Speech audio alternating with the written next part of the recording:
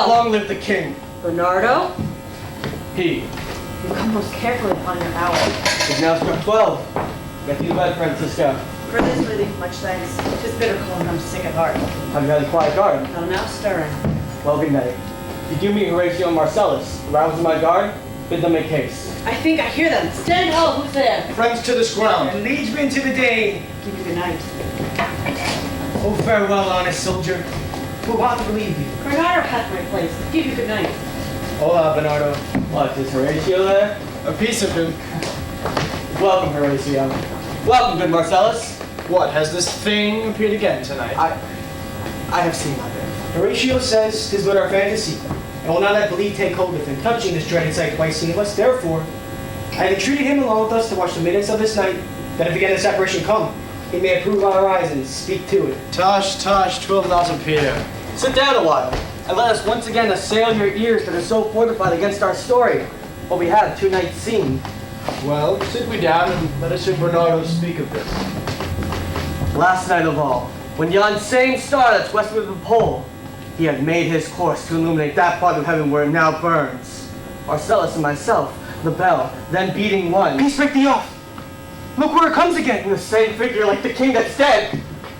Thou art a scholar. Speak to it, Horatio. Looking not like the king walking, Horatio. Most like it harrows me with fear and wonder. If he spoke to.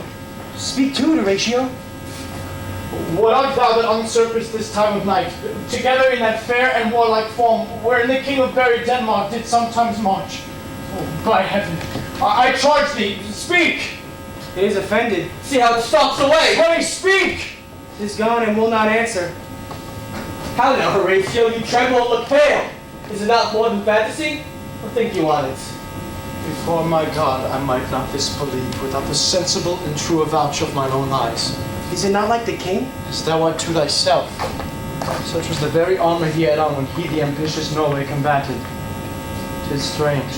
Thus twice before and jump at this dead hour, with martial stalk, hate thee be gone by our watch. In what particular thought to work, I know not. But in the gross and scope of mine opinion, this bodes some strange eruption to our state. Good now. Sit down and tell me.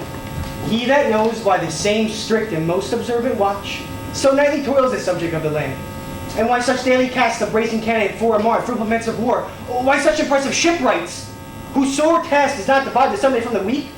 Who is it that can inform me? That can I. Yes, the whisper goes so.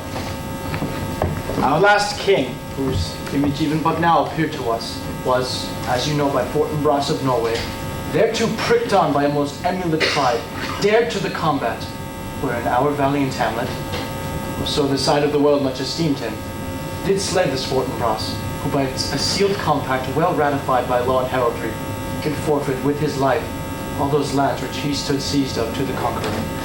Now Sir young Fortinbras of unimproved metal, hot and full, hath in the skirts of Norway here and there, chalked up a list of lawless resolutes to take back by us, by strong hand in terms compulsatory, those foresaid lands so his father lost. And this, I take it, is the main motive of our preparations. I think it no other than even so. May soar this portentous figure to come armed in our watch like the king that was and is the question of these wars. A mote is to trouble the mind's eye.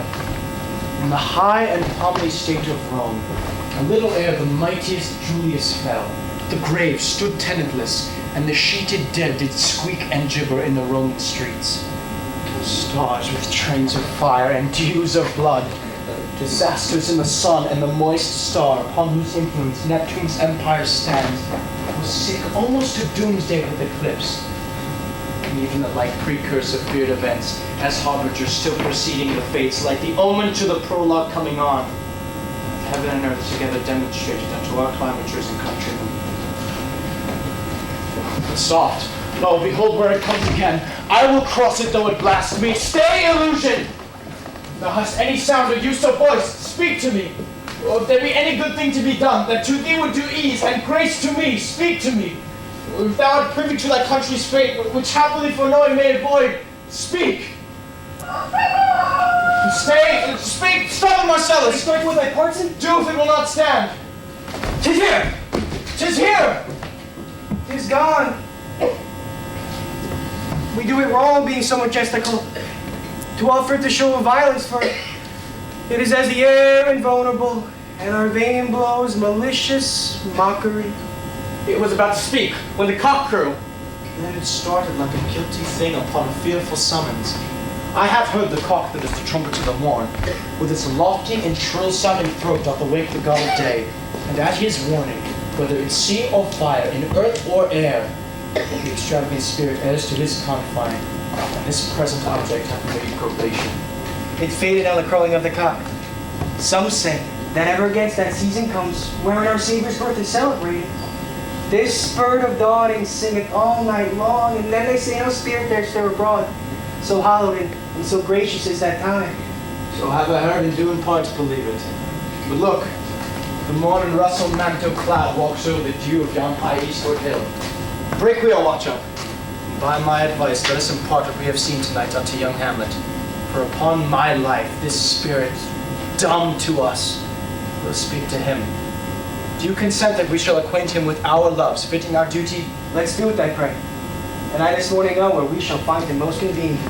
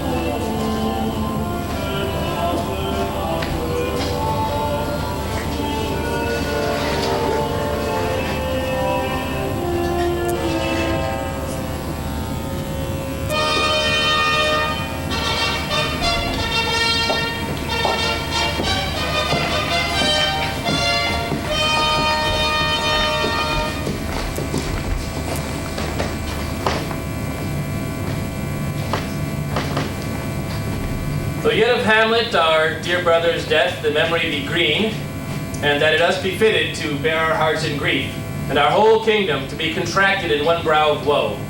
Yet so far hath discretion fought nature, that we with wisest sorrow think on him, together with remembrance of ourself. Therefore, our sometime sister, now our queen, the imperial jointress to this warlike state, have we taken to wife. Nor have we herein barred your better wisdoms, which have freely gone with this affair along. For all our thanks. Now follows that you know, young Fortinbras, holding a weak supposal of our worth, or thinking by our late dear brother's death, our state to be disjointed out of frame, colleagued with this dream of his advantage, he hath not failed to pester us with message importing the surrender of those lands lost by his father, with all bonds of law, to our valiant brother. So much for him. Now for ourself and for this time of meeting. Thus much the business is. We have herein writ to Norway, uncle of young Fortinbras, who, impotent and bedrid, scarcely hears this his nephew's purpose, to suppress his further gait herein. And now, Laertes, what's the news with you? You told us of some suit. What is it, Laertes? You cannot speak of reason to the Dane and lose your voice. What wouldst thou beg, Laertes, that would not be my offer, nor thine asking?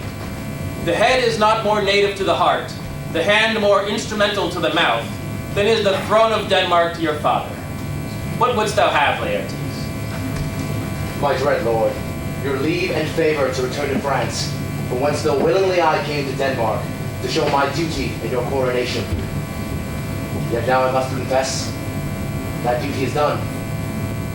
My thoughts and wishes bend again towards France, and bow them to your gracious leave and pardon. Have you your father's leave? What says Polonius? Hath my lord wrung from me my slow leave by Laertes' petition? And at last, upon his will, I seal my heart consent. I do beseech you grant him leave to go. Take thy fair hour, Laertes. Time be thine, and thy best graces spend it at thy will.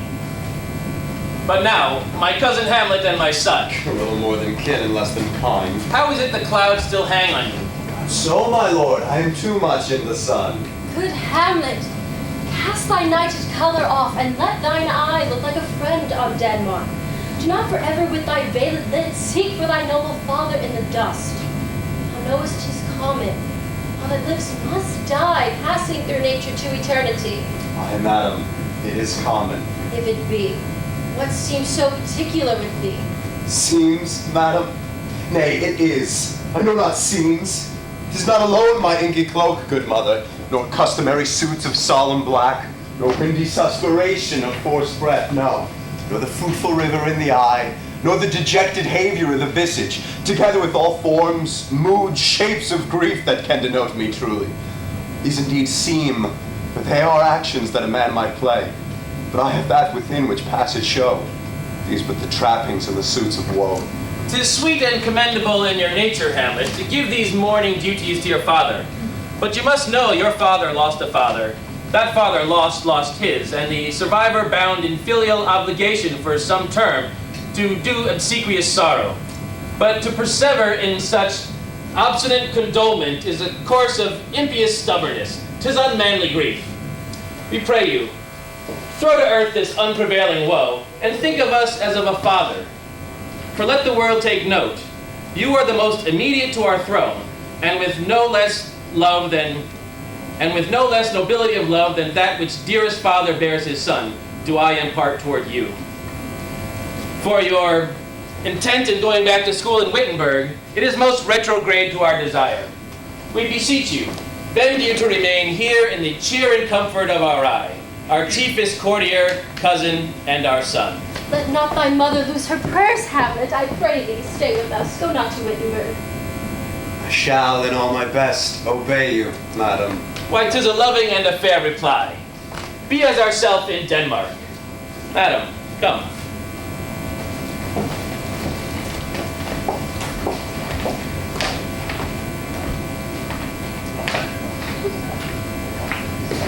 Oh, that this too sullied flesh would melt, thaw, and resolve itself into a dew.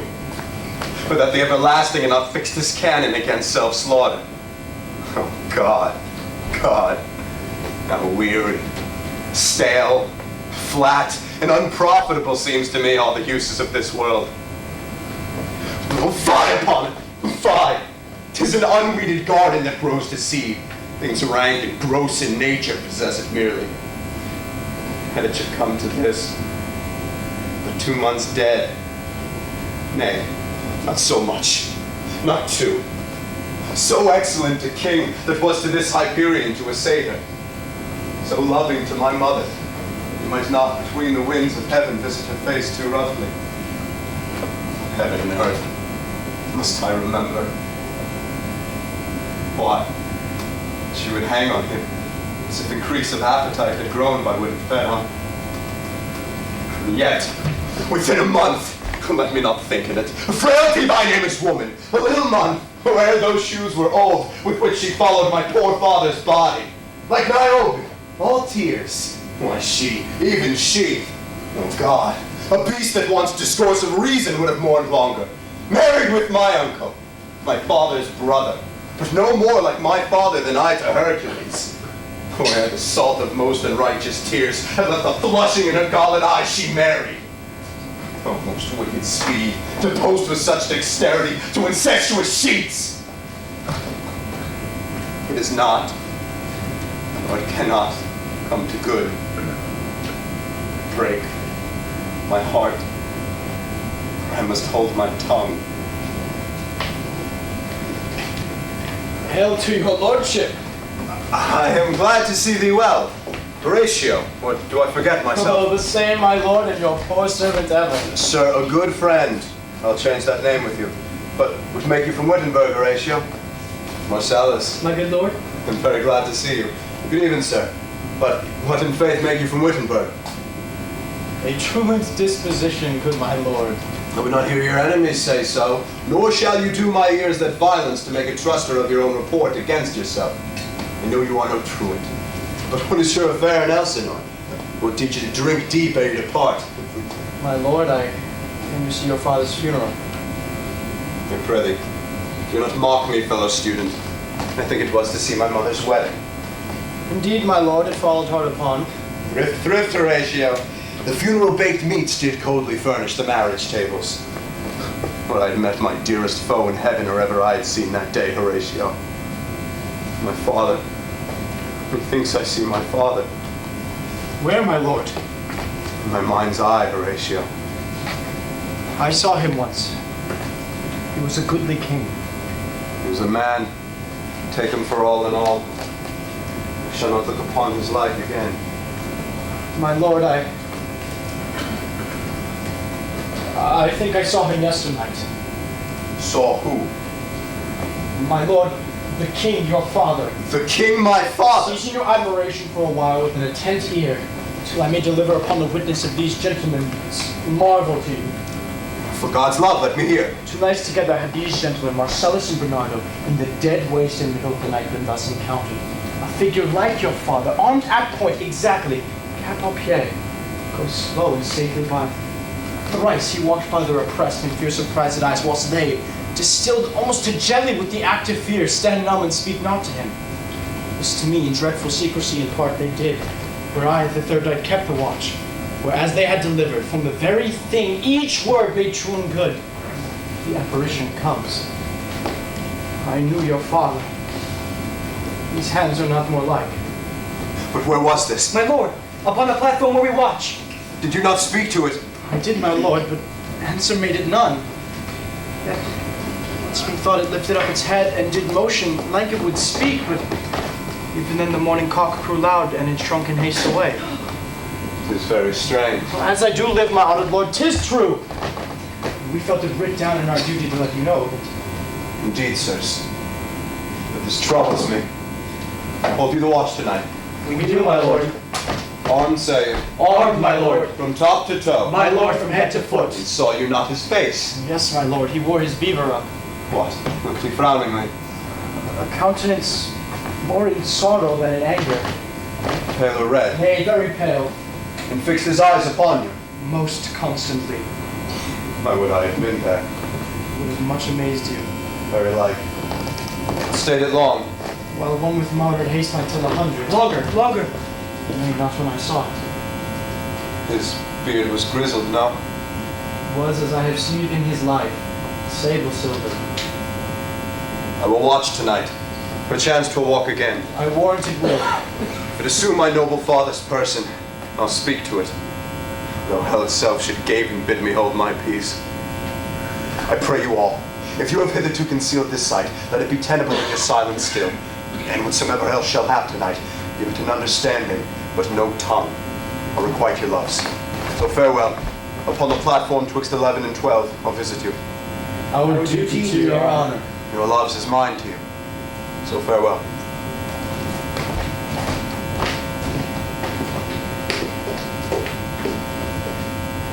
My father's spirit, in arms. All is not well. I doubt some foul play. A wicked night will come. Till then, sit still, my soul. Our deeds will rise, and all the earth overwhelm them to men's eyes.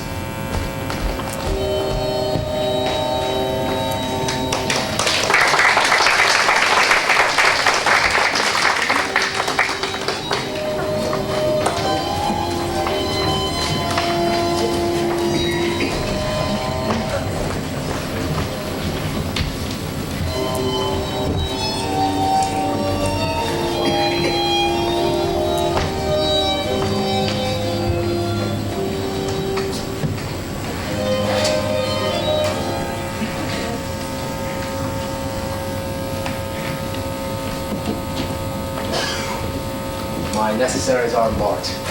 Farewell. And sister, as the winds give benefit and convey is assistant, I will not sleep, but let me hear from you. Do you doubt that? For Hamlet, the trifling of his favor, hold it a fashion and a toy in blood, or violet in the youth of primary nature. Forward, not more permanent, sweet, not lasting, the perfume and lines of men no more.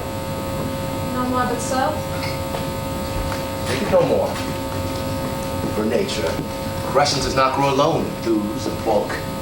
But as this temple waxes, the inward surface of the mind and soul grows wide withal. Perhaps he loves you now. And now, no soil nor caudal doth besmirch the virtue of his will. But you must fear. His greatness weighed, his will is not his own.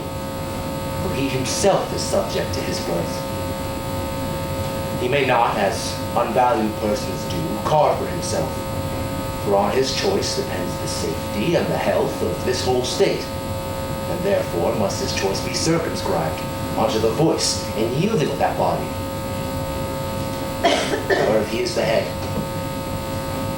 then, if he says he loves you, it fits your wisdom so far to believe it. For he in his particular active place may give the same lead, which is no further than the main voice of Denmark goes with all. Then, weigh what loss your honor may stay, if with two queens near you list his songs, or lose your heart, or your chaste treasure open to his unmastered importunity. Fear it, Ophelia, fear it, my dear sister, and keep you in the rear of your affection, out of the shot and danger of desire. Be wary then, best safety lies in fear. Youth to itself rebels, though let us near. Shall the effect of this good lesson keep? It's watchment to my heart. I stay too long, but here my father comes. A double blessing is a double grace. Occasion smiles upon a second leave. Yet here, Laertes, aboard for shame. The wind sits in the shoulder of your sail, and you are stayed for it. There, my blessing is with thee. And these few precepts in thy memory, look thou character. Give thy thoughts no tongue, nor any unproportioned thoughts his acts. Be thou familiar, but by no means vulgar. Those friends thou hast, and their adoptions tried, grapple them unto thy soul with hoops of steel. Give every man thy ear, but few thy voice. Take each man's censure, but reserve thy judgment. Neither a borrower nor a lender be. For loan oft loses both itself and friend, and borrowing dulls the edge of husbandry. This, above all, to thine own self be true, and it must come as the day to night. Thou canst not then be false to any man. Farewell. My blessing season 'tis in thee. Most humbly do I take my leave, my lord. The time invests you. Go, your servants tend. Farewell, Ophelia, and remember well what I have said to you. 'Tis in my memory locked, and you yourself shall keep the key of it. Farewell. What is it, Ophelia, he had said to you? So please you something touching the Lord Hamlet. Mary, well bethought. 'Tis told me he hath very oft of late given you private time, and you yourself have of your audience been most free and bounteous. If it be so, as so 'tis put on me, and that in way of caution, I must tell you, you not understand yourself so clearly as it behooves my daughter and your judgment. What is between you? Give me up the truth. He hath, my lord, of late made many tenders of his affections. Affections!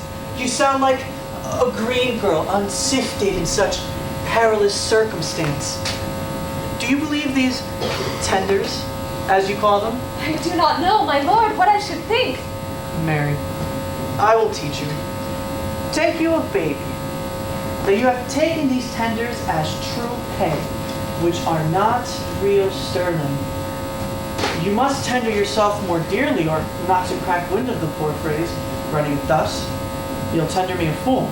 My lord, he hath importuned me with love in honorable fashion, Fashion, you may call it. Go to. and hath given countenance to his speech, my lord, with almost all the holy vows of heaven. Springes to catch woodcocks. I do know when the blood burns how prodigal the soul lends the tongue vows. These blazes, daughter, giving off more light than he, extincted both, even in their promise as it is a making. You must not take for fire. From now be something scanter of your maiden presence. Hold your entreatments at a much higher rate than a command to parley. For Lord Hamlet, believe so much in him that he's young, and with a larger tether may he walk than may be given you. In few, Ophelia, do not believe these vows, for they are brokers. Not of that dye from which their investments show, but mere importers of unholy suits, breathing like sanctified and pious bawds that better to beguile. This for all, I would not, in plain terms, from this time forth, have you so slander a moment leisure as to give words or talk to the Lord Hamlet. Look to it, I charge you. Come your ways. Shall obey, my lord.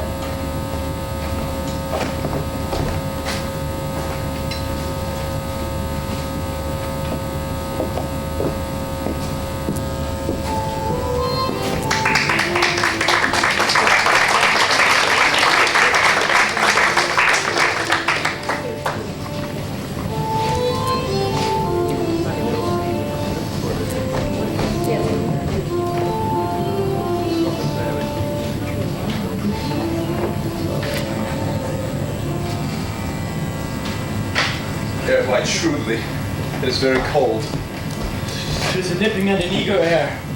What hour now? I think it lacks of 12. No, it is struck. Indeed? I heard it not. Now approaches the season when the spirit has held his wont to walk.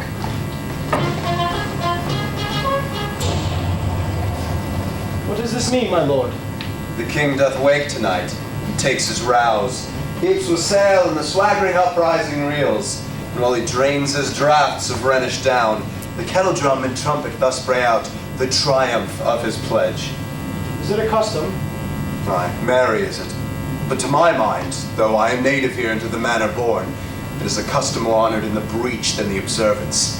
This heavy-headed revel east and west makes us traduced and taxed of other nations. They clep us drunkards, and with swinish phrase soil our dition, which indeed takes away from our achievements, though performed at height, the pith and marrow of our attribute. Look, my lord, where it comes. Angels and ministers of grace defend us. Be thou a spirit of health or goblin damned, and bring with thee airs from heaven or blasts from hell.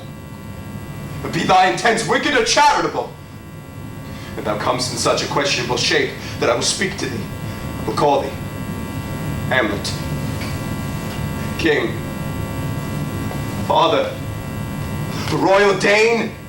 Oh, answer me! Let me not burst in ignorance, but tell why thy canonized bones, Ursed in death, have burst their cerements. Why in the sepulchre, wherein we saw thee quietly interred, have hoped his ponderous and marble jaws to cast thee up again. What may this mean, that thou, dead corse, again in complete steel, revisitst us the glimpses of the moon, making night hideous, and we fools of nature, so horridly to shake our disposition with thoughts beyond the reaches of our souls? Say, why is this? Wherefore? What should we do? It beckons you to go away with it, as if to some impartment it did to you alone. Look with what courteous action waves you to a more removed ground. But do not go with it. No, by no means. If we'll not speak, then we'll go to it. Do not, my lord. Why? What should be the fear? I do not set my life at a pin's feet. And for my soul, what can it do to that, being a thing immortal as itself? Go on, I'll follow thee. Would have attempted to the flood, my lord, but to the summit of the cliff that beetles o'er his base into the sea, and there assume some other horrible form that might deprive your sovereignty of reason, or draw you into madness. Think of it, the very place puts toys of desperation without more motive into every brain that looks so many fathoms to the sea. Gives it roar beneath. It waves me forth still. Go on, I'll follow thee. You shall not go, my lord. Hold off your hands. Be ruled, you shall not go. Oh, my faith cries out, still my call. Unhand me, gentlemen. By heaven, I'll make a ghost of he that lets me. I say away. Go on, I'll follow thee. He waxes desperate with imagination. Let's follow. 'Tis not fit us to obey him. Have after. To what issue will this come? Something is rotten in the state of Denmark. Heaven will direct it. Nay, let's follow him.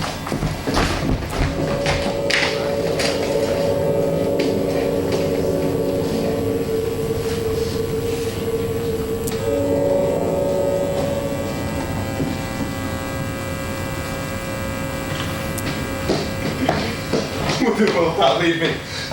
Speak. I'll go on no further. Mark me! I will. My hour is almost come, when I to sulphurous and tormenting flames must render up myself. Alas, poor ghost.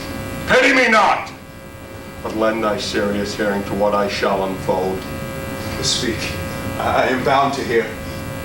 So art thou to avenge when thou shalt hear? What? I am thy father's spirit, doomed for a certain term to walk the night, and for the days confined to fast and fires, until the foul crimes done in my days nature are burnt and purged away. But I am forbid to tell the secrets of my prison house. I could a tale unfold whose lightest word would harrow up thy soul, freeze thy young blood, make thy two eyes start like stars from their spheres. Thy knotted and combined locks to part, and each particular hair to stand and end like quills upon the fearful porpentine. But this eternal blazon must not be. List, list, oh list, if thou did ever thy dear father love, oh God, revenge his foul and most unnatural murder. Murder. As in the best it is, but this most foul, strange, and unnatural.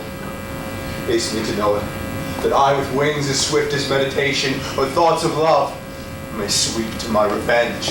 I find the act. And duller thou should be in the fat wheat that roots itself in the leaf wort. Would thou not stir up in this? Now Hamlet here, 'tis given out that sleeping in my orchard a serpent stung me, so the whole ear of Denmark is by a forged process of my death rankly abused.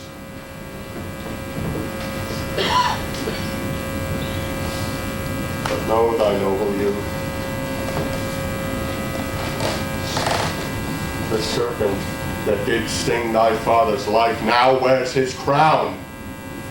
Oh, my prophetic soul, my uncle. Aye, that incestuous, that adulterous beast, with witchcraft of his wit and traitorous gift, so wicked wit and wits that have the power so to seduce. Won to him the shameful lust of my most seeming virtuous queen. Oh, Hamlet, what a falling off was there from me, whose love was of that dignity, that it went hand in hand, even in the vow I made to her in marriage, and to decline upon a wretch whose natural gifts were poor to those of mine. But virtue, as it never will be moved, though lewdness courted in the shape of heaven, so lust through to a radiant angel linked will sate itself on a celestial bed and prey on garbage. But soft. Methinks I scent the morning air.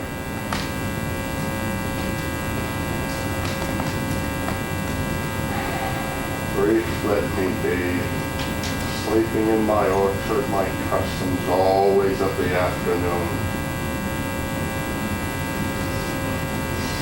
Upon thy secure hour, thy uncle stole with juice of the cursed Habona, and in the porches of my ear did pour the leper's distilment, whose effect holds such an enmity with the blood of man, as swift as quicksilver courses through the natural gates and alleys of the body, and with a sudden vigor it doth pause it, and curds like eager droppings into milk, the thin and wholesome mud so in it by.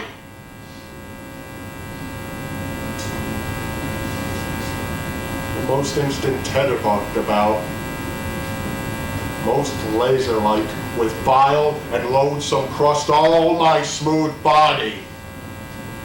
Thus I was sleeping by a brother's hand, of life, of queen, of crown, at once dispatched, cut off even in the bosoms of my sins, unhoused, unenailed, disappointed, no reckoning made, but sent to my account with all of my imperfections on my head. Oh, horrible. Oh, horrible, most horrible! If that was the nature of thee, bear it not. Let not the royal men of Denmark be a couch of luxury and damned incest!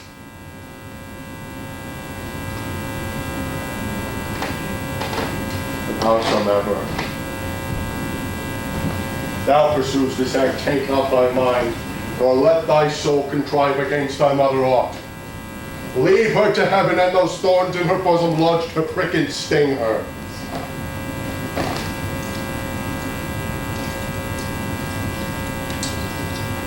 Fare thee well at once. Woe won't show maiden to be near. Skin pale as uneffectual fire.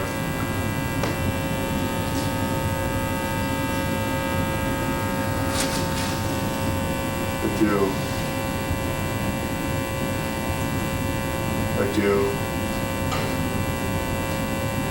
Adieu. Remember me.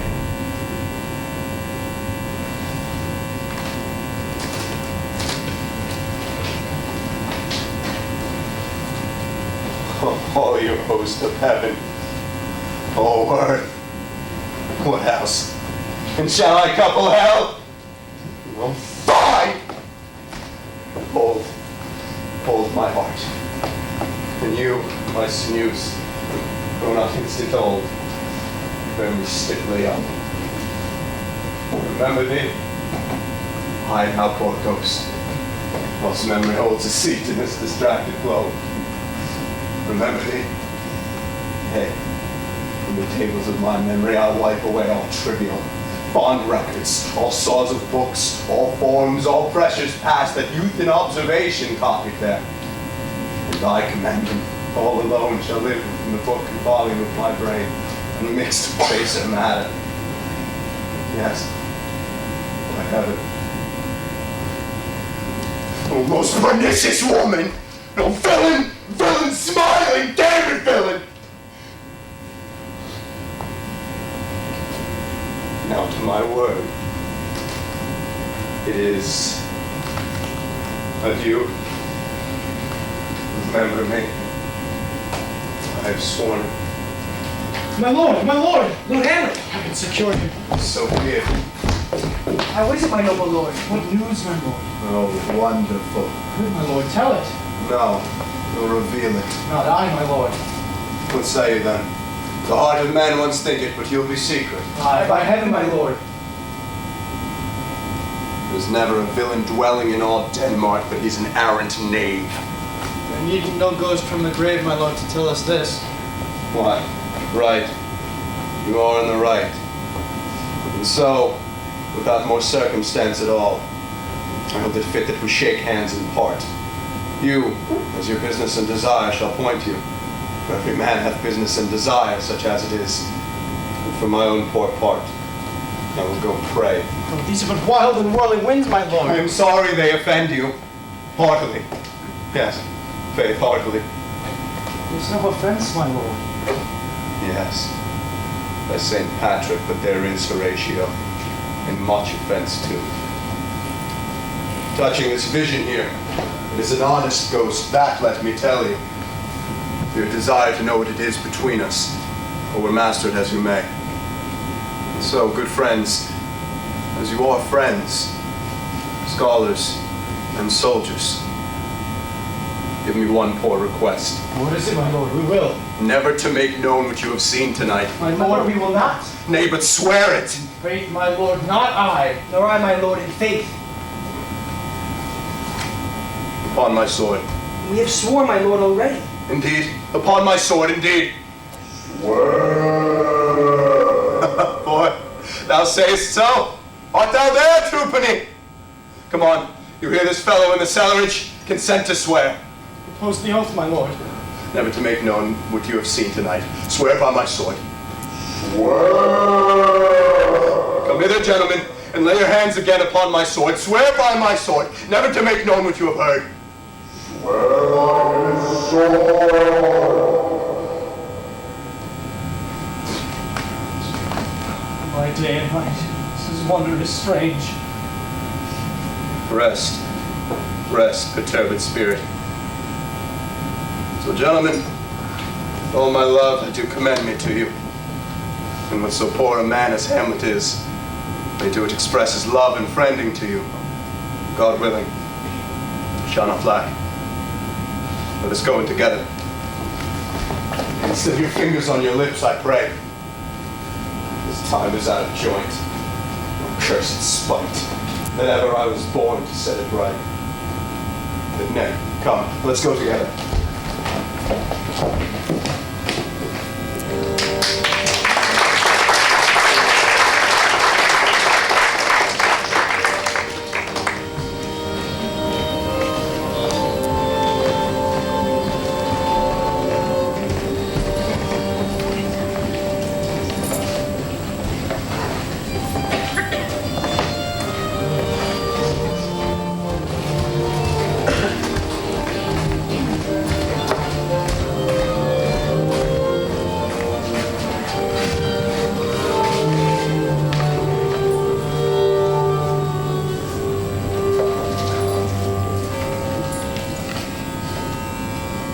Give him this money and these notes, Ronaldo. Aye, my lord. You shall do marvelous wisely, good Ronaldo, before you visit him to make inquire of his behavior. My lord, I did intend it. Mary, well said, very well said. Look you, sir, inquire me first what the Danskers are in Paris, and who, and how, by what means, where they keep, what company, at what expense. And in finding by this encompassment and drift of question that they do know my son, come you more closer than your particular demands will touch it. Take you as 'twere some distant knowledge of him, as thus I know his father, and I know his friends, and impart to him. Do you mark this, Ronaldo? Aye, very well, my lord. And impart him, but you may say, not well. But if it be he, I mean, he's very wild, addicted, so and so. There you may put on him what forgeries you wish. Mary, none so rank as may dishonor him, but take heed of that. But sir, such wanton, wild, unusual slits are as but companions noted and most known to youth and liberty. Mary, sir, here's my drift, and I do believe it is a fetch of wit. Having you laying these slight subtleties on my son, as 'twere a thing a little soiled idle working. Mark, you and your party converse, him you would sound, having ever seen in the predominant crimes the youth you breathe of guilty. Be assured he closes with you in this consequence, as a good sir, or so, or friend, or gentleman, according to the addition of... Very good, my lord. By the mass, I was about to say something. Where did I leave? At closes in the consequence, at friend or so, a gentleman. And closes in the consequence. Aye, Mary. And he closes thus. I know the man. I saw him yesterday, or the other day, or then, with such and such. And there you say, there was he, gaming, or there he overtook, or perchance I saw him enter such a house as sale, a brothel, or such. By indirections find directions out, so by my former lecture and advice shall you my son. You have me, have you not? I have, my lord. God be with you, and fare you well. Good, my lord. Observe his inclination in yourself. I shall, my lord. And son plays music. Well, my lord. Fare you well.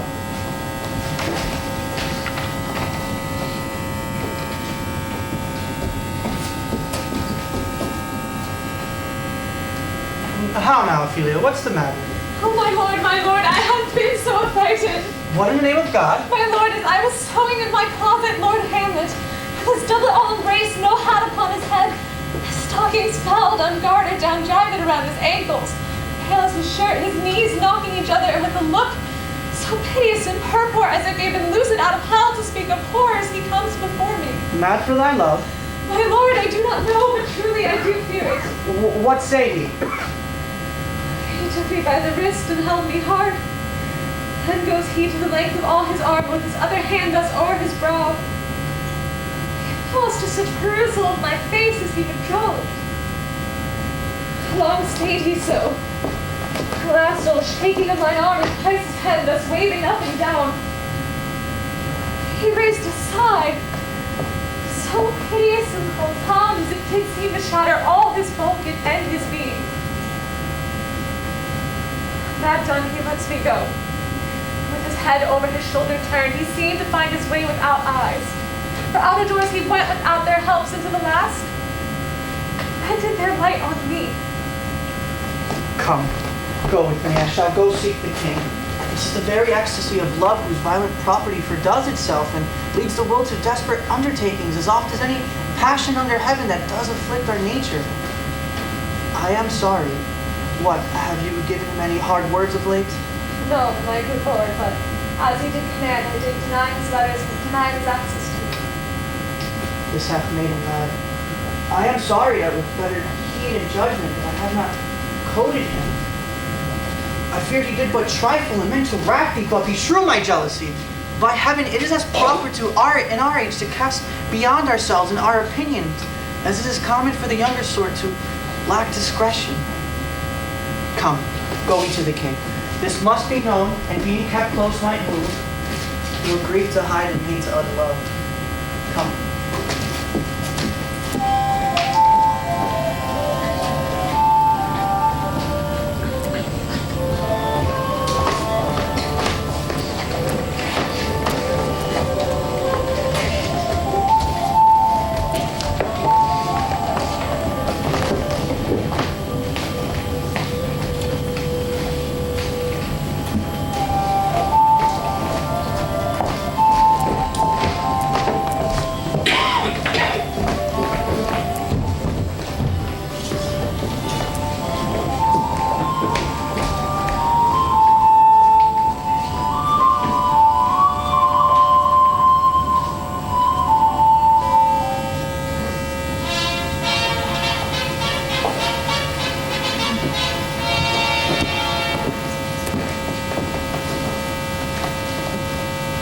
Welcome, dear Rosencrantz and Guildenstern. Moreover than we much did long to see you, the need we have to use you did provoke our hasty sending. Something have you heard of Hamlet's transformation, so calling? Sith nor the exterior nor the inward man resembles that it was. What it should be more than his father's death, that thus hath put him so much from the understanding of himself, I cannot dream of.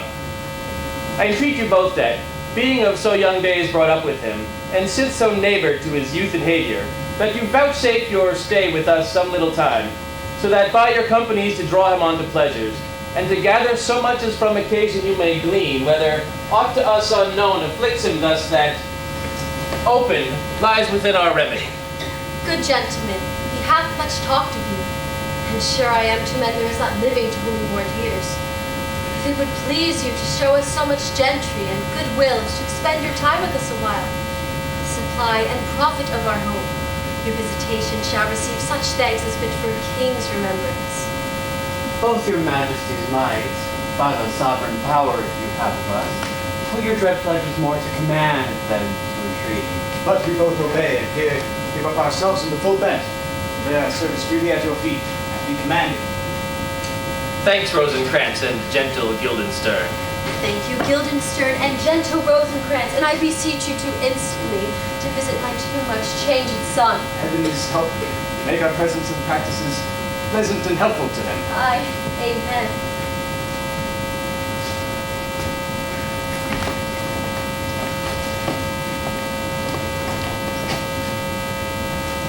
The ambassadors from Norway, my good lord, are joyfully returned. Thou still hast been the father of good news. Have I, my lord? I assure my liege I hold my duty as I hold my soul, both to my God and my gracious king.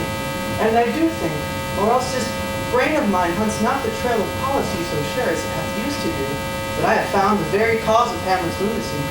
Oh, speak of that. That do I long to hear. My liege and madam, to expostulate what majesty should be, what duty is, what day is day, night, night, and time is time, would nothing but waste day, night, and time. Therefore, since brevity is the soul of wit, and tediousness the limbs and outward flourishes, I shall be brief. Your noble son is mad. Mad call I it, for what is it to define true madness than to be nothing else but mad? But let that go. More matter with less art. Madam, I swear I use no art at all, but he is mad. 'Tis true, 'tis true, 'tis pity. Pity 'tis true, a foolish figure. But farewell, for I shall use no art. For pen, I have a daughter, have while she is mine, who in her duty and obedience hath given me this. Now, gather and surmise.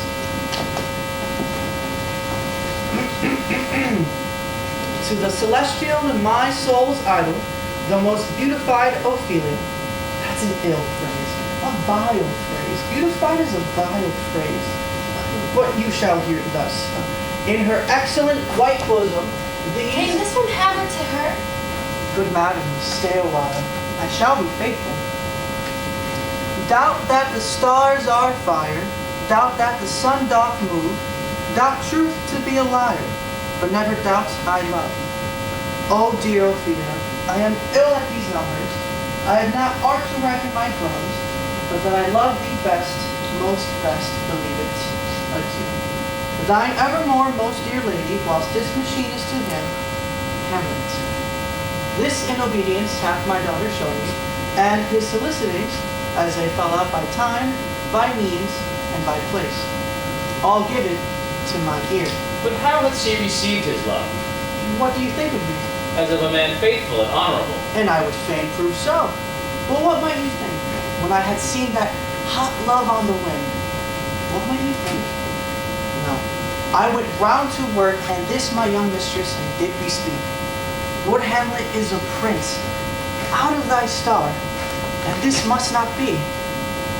And then I prescripts gave her that she should lock herself away from his resort, admit no messengers, receive no tokens, which done, she took the fruits of my advice, and he, repelled, a short tale to make, fell into a sadness, then to a fast, thence to a weakness, thence to a watch, thence to a lightness, and then by this declension into the madness where now he raves and we all mourn for. You think 'tis this? It may be very like. Hath there been such a time, I would fain know that I positively said 'tis true, which proved otherwise? Not that I know. Take this, from this, if this be otherwise. If circumstances lead me, I will find where truth is hid, though it were hid indeed within the center. How may we try this further? You know, sometimes he walks 4 hours together here in this lobby. So he does indeed. At such a time I shall loose my daughter to him. Be you and I behind an arras, mark the encounter. If he love her not, and be not from his reason fallen thereon, let me be no assistant to his state, but keep a farm and gardens. We will try it. Look where sadly the poor wretch comes reading. Oh wait, I do beseech you both away. I shall board him presently. Give me leave.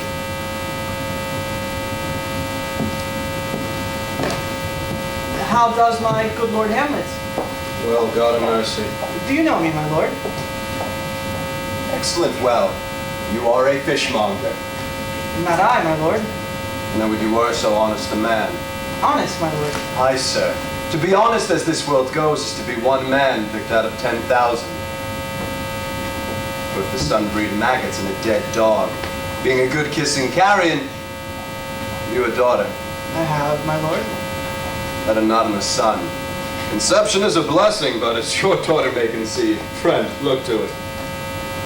How say you by that? Still harping on my daughter, yet he knew me not at first. And he said I was a fishmonger. He's far gone. And yet truly I suffer too much extremity for love in my name. Very near this. I will speak to him again. What do you read, my lord? Words. Words. Words. What's the matter, my lord? Between who? I mean, in which the matter you read. Slanders, sir. For the satirical rogue here says that old men have gray beards, their faces are wrinkled, their eyes purging the gamber and plumtree gum, and that they've a plentiful lack of wit, together with most weak hams, all which, sir, though I most powerfully and potently believe, I hold it not honesty to have it thus set down, for yourself, sir, shall grow as old as I am, if, like a crab, you could go backward. Though madness it be, there is method to it. Would you walk out of the air, my lord? Into my grave. Indeed, that is out of the air. How pregnant his replies sometimes are. A happiness that often madness hits on, which reason and sanity could not so prosperously be delivered from. I shall leave him and suddenly contrive the means of meeting between him and my daughter. My lord, I will take my leave of you. You cannot, sir, take from me anything that I will more willingly part with all, except my life. Except my life. Except my life. Very well. These tedious old fools. You want to speak to Lord Hamlet? There he is. God save you, sir. Hi, Hamlet, look. My most dear lord. My excellent good friends. How dost thou, Guildenstern? Oh, Rosencrantz. Good lads, how do you both? As the indifferent children of the earth. Happy in that we are not over happy. On Fortune's cap we are not the very button. Nor the soles of her shoes. Neither, my lord. Then you live about her waist. In the middle of her favors. The private suite. Oh, the secret part of Fortune. 'Tis most true. She is a strumpet. But what news? None, my lord, but that the most run honest. And is doomsday near? But your news is not true. Let me question more in particular. Would have you, good friends, deserved the hands of Fortune that she sends you to prison hither? Prison, my lord. 10 marks of prison. Then is the world one. A goodly one, in which there are many confines, wards, and dungeons. Denmark being one of the worst. We think not so, my lord. Why then 'tis none to you. For there is nothing either good or bad, but thinking it makes it true. To me, it is a prison. Why then your ambition makes it one. 'Tis too narrow for your mind. Oh God. I could be bounded in a nutshell and count myself king of infinite space, were it not that I have bad dreams. Which dreams indeed are ambition. The very substance of the ambitious is merely the shadow of a dream. The dream itself is but a shadow. Truly, and I hold ambition of so airy and light a quality that is but a shadow. Then are our beggars' bodies and our monarchs and outstretched heroes the beggars' shadows? Let us to the court, for by my fay I cannot reason. We'll wait upon you. In the beaten way of friendship, what make you at Elsinore? To visit you, my lord. No other reason. Were you not sent for? Is it your own inclining? Is it a free visitation? Come, come, deal justly with me. Come, come, they speak! What should we say, my lord? Anything but to the purpose. You were sent for. There is a kind of confession in your looks that your modesties have not craft enough to color. I know the good king and queen have sent for you. To what end, my lord? That you must teach me. Be even and direct with me whether you were sent for or no. What say you? I have an eye of you. If you love me, hold not off. My lord, we were sent. And I will tell you why. So shall my anticipation prevent your discovery, and your secrecy to the king and queen molts no feather. I have of late, wherefore I know not, lost all my mirth, forgone all custom of exercises.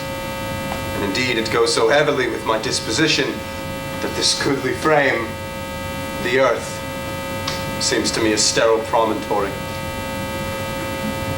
This most excellent canopy, the air, look you, this brave, o'erhanging firmament, this majestical roof fretted with golden fire. Why, it appeareth to me nothing more than a foul and pestilent congression of vapors. What a piece of work is a man. How noble in reason, how infinite in faculties, in form and moving, how express and admirable. In action, how like an angel. In apprehension, how like a god. Beauty of the world, the paragon of animals. And yet, to me, what is this quintessence of dust? Man delights not me. No, nor woman neither. Though by your smiling you seem to say so. My lord, there was no such stuff on my thoughts. Why did you laugh then when I said man delights not me? To think, my lord, if you delight not a man, what Lenten entertainment the players shall receive from you. We quoted them on the way, and hither are they coming to offer you service. The players are they? Even those you were wont to take such delight in, the tragedians of the city. There are the players.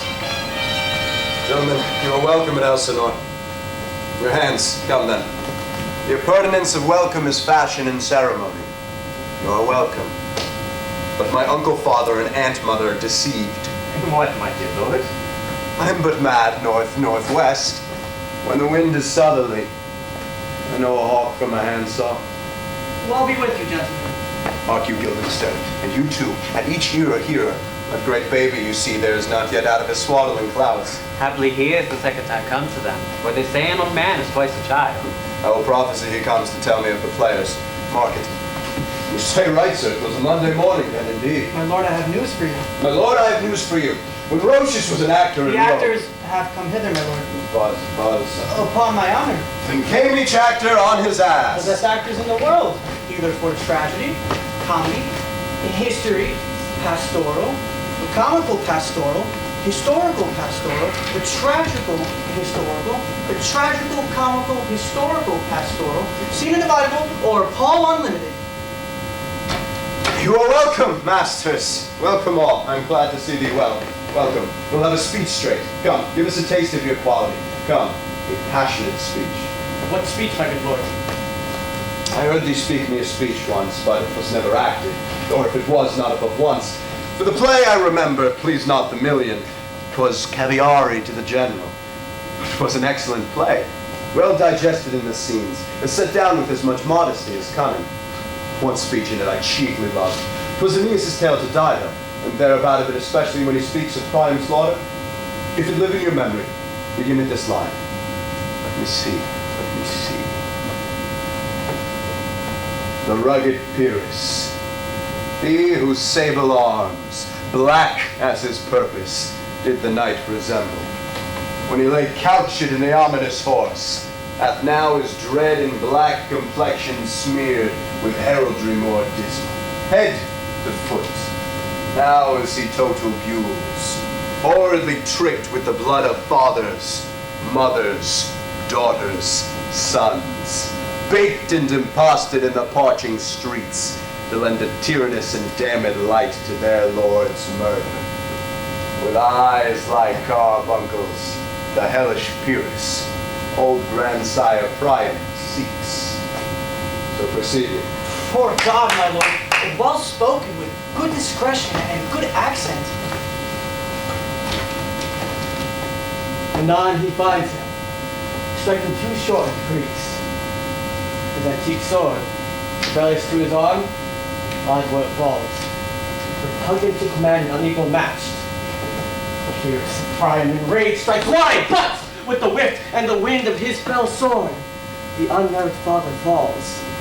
Below, his sword, was declining on the milky head of Reverend Priam, seemed in the air to stick. But, as we so often see against some storms, the silence in the heaven, the rack stands still, the bold wind speechless in the orb below, as hushed as death, anon the dreadful thunder.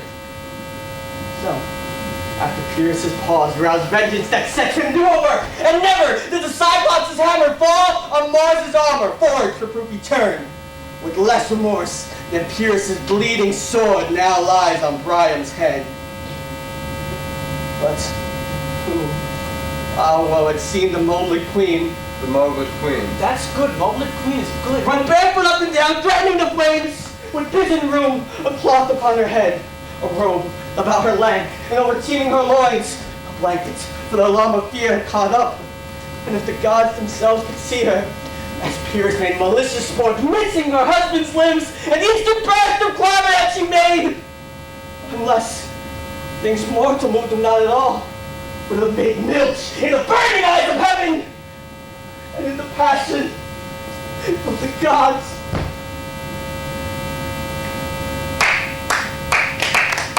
Look, his skin has not changed color, and he has tears in his eyes. But pretty, no more. 'Tis well. I'll have thee speak out the rest of this soon. My lord, will you see the players well bestowed? My lord, I will use them according to their deserts. God's bodykins, man, much better. Use them at your own honor and dignity. Take them in. Come, sirs. Follow that lord, friends. We'll have a play tomorrow.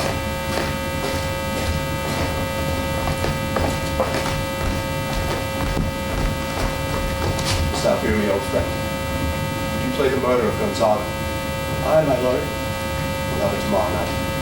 If you could, for a need, study a speech of some 12 or 16 lines that I would set down and circulate, could you not? Aye, my lord. Very well. Follow that lord. And look you mock him not. My good friends, I'll leave you tonight. You are welcome in Elsinore. Good, my lord. Aye, so goodbye to you.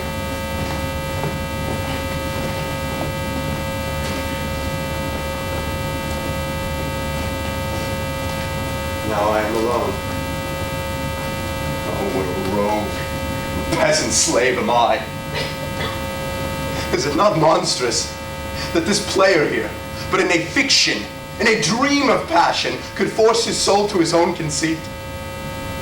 From her working, all his visage wand, tears in his eyes, distraction in his aspect, a broken voice, and his whole function suiting with forms to his conceit. And all for nothing, for Hecuba. And what is Hecuba to him, or he to Hecuba, that he may weep for her? What would he do, had he the motive and cue for passion that I have?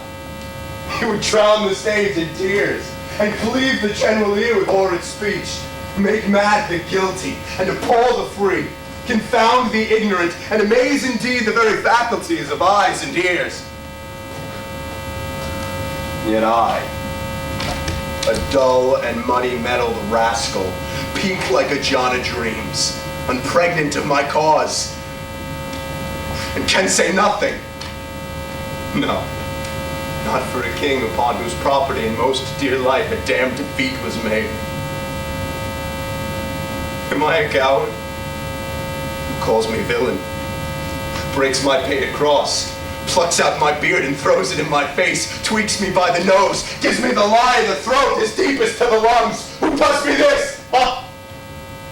Swoons. I should take it, for it cannot be. But I'm pigeon-livered, and lack a gall to make oppression bitter. For at this I should have fatted all this region kites with this slaves of fall. Bloody, bawdy villain, remorseless, treacherous, lecherous, timeless villain, oh vengeance! Why, what an ass am I? This is most brave, that I, the son of a dear father murdered, prompted to my revenge by heaven and hell, must, like a whore, unpack my heart with words, and fall a cursing like a very drab, a stallion, foe about my brains.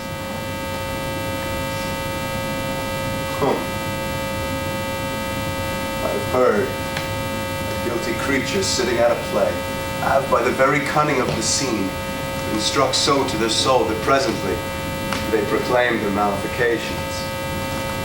For murder, though it have no tongue, will speak with most miraculous order. I'll have these players play out something like the murder of my father before mine uncle. I'll observe his looks. I'll tend him to the quick. If he do blench, I know my course. The spirit that I have seen may be a devil. The devil hath power to assume a pleasing shape.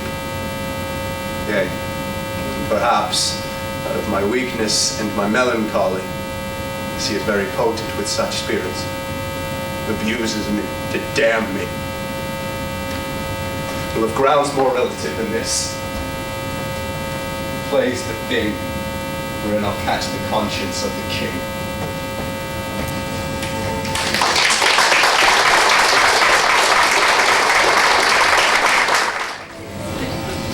And can you by no drift of conference get from him why he puts on this confusion, grading so harshly all his days of quiet with such turbulent and dangerous lunacy? He does confess he feels himself distracted, but from what cause he will by no means speak. Nor do we find him for it to be sounded, but with a crafty madness keeps aloof when we bring him on to some confession of his true state. Did he receive you well? Most like a gentleman. But with much forcing of his disposition. Without a question, but of our demands most free was his reply. Did you essay him into any pastime? Madam, it so fell out that certain players we overwrought on the way. Of these we told him, and there did seem in him a kind of joy to hear. They hear about the court, and as I think, they have already ordered this night to play before him. 'Tis most true. And he beseeches me to entreat your majesties to hear and see the matter. With all my heart, it does much content me to hear him so inclined. Good gentlemen, give him a further edge and drive his purpose into these delights. We shall, my lord. Sweet Gertrude, leave us too. For we have closely sent for Hamlet hither that he, as 'twere by accident, may here affront Ophelia. Her father and myself, lawful espials, will so bestow ourselves that, seeing unseen, we may of their encounter frankly judge and gather by him, as he has behaved, if it be the dangerousness of his love or no that thus he suffers for. I shall obey you. And for your part, Ophelia, I do hope that your good beauties be the happy cause of Hamlet's wildness. So shall I hope your virtues will bring him to his wonted way again, to both your honors. Madam, I wish it may. Ophelia, walk you here. Gracious, so please you, we shall bestow ourselves. Read on this book that such a show of exercise may color your loneliness. We are oft to blame in this. 'Tis too much proven that with devotion's visage and pious action we do sugar o'er the devil himself. Oh, 'tis too true. How smart a lash that speech doth give my conscience. The harlot's cheek, beauty with plastering art, is not so ugly to the thing that helps it, than is my deed to my most painted word. Oh, heavy burden. I hear him coming. Withdraw, my lord.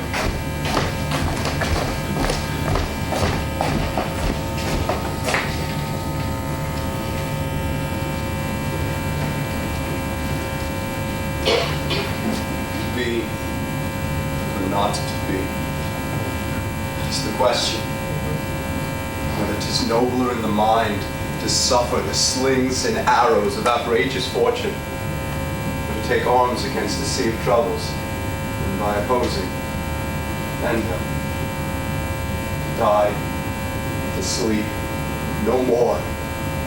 By sleep to say we end the heartache and thousand natural shocks that flesh is heir to. 'Tis consummation devoutly to be wished. To die, to sleep,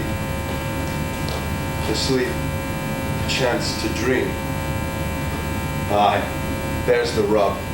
For in that sleep of death, what dreams may come, when we have shuffled off this mortal coil, must give us pause. There's the respect that makes calamity of so long life.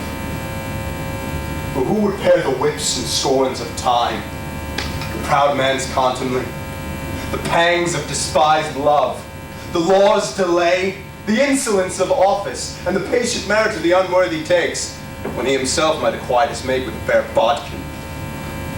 Who would fardels bear, to grunt and sweat under a weary life, but that the dread of something after death, the undiscovered country, from whose bourne no traveler returns, puzzles the will, and makes us rather bear those ills we have than fly to those that we know not of?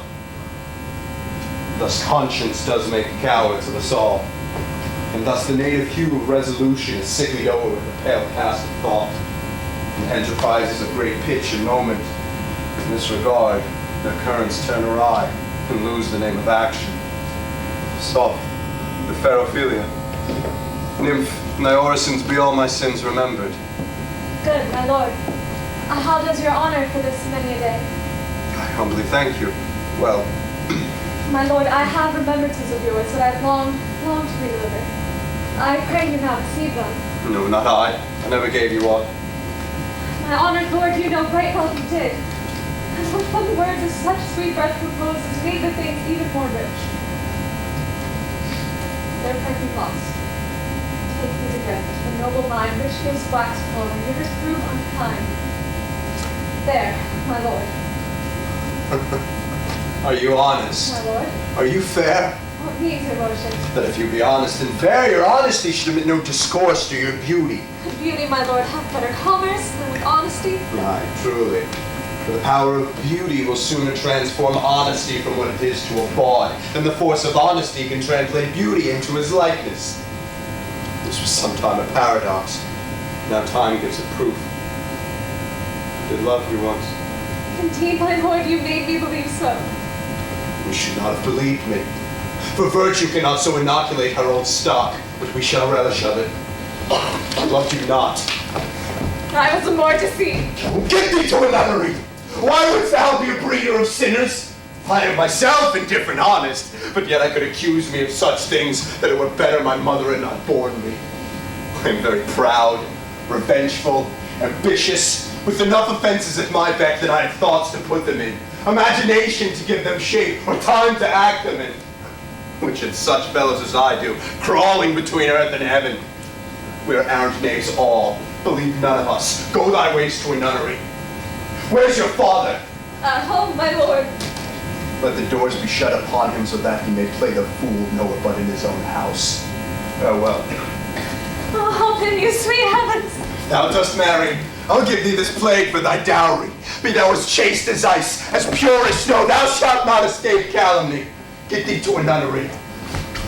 For if thou wilt need marry, marry a fool. For wise men know well enough what monsters you make of them. To a nunnery go, and quickly too. Farewell. Heavenly powers, restore him! I heard of your paintings too, well enough. God hath given you one face and you make yourselves another. You jig and amble and you lisp. You nickname God's creatures and make your wantonness your ignorance.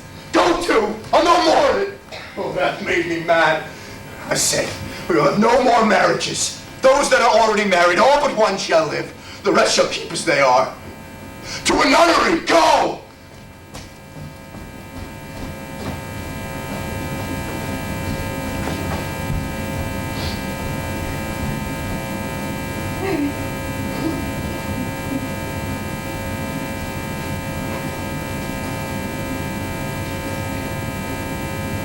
What a noble mind is here overthrown.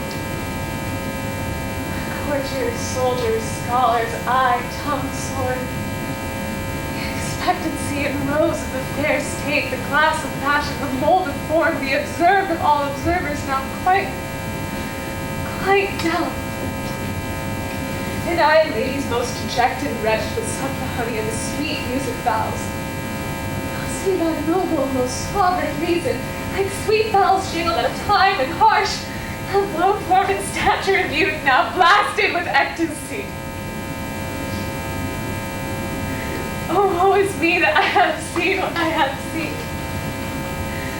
See what I have seen. Love? His affections do not that way tend, nor what he spake, though it lacked form a little, was not like madness.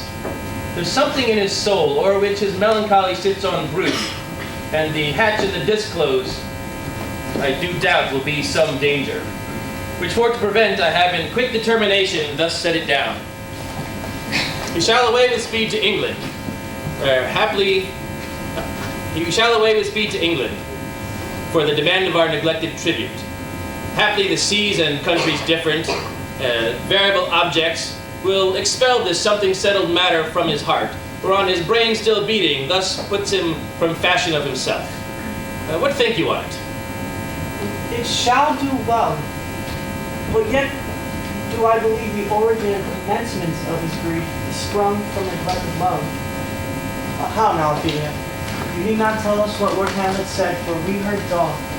My lord, do as you please, but if you see fit, after the play, let his queen mother all alone entreat him to show his grief. Let her be round with him, and I'll be placed, so please you, in the ear of all their conference. If you find him not, then to England send him, or confine him where your wisdom best shall think. It shall be so. Madness in great ones must not unwatched go.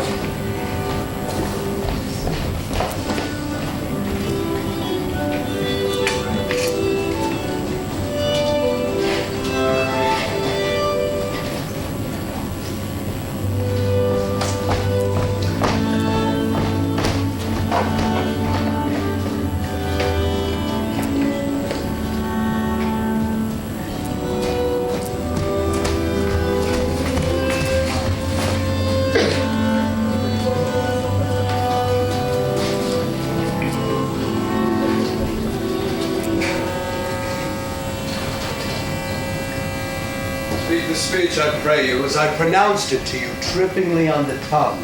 Or if you mouth it as many of your players do, as lief the town crier spoke my lines. Nor do not saw the air too much with your hands thus, but use all gently.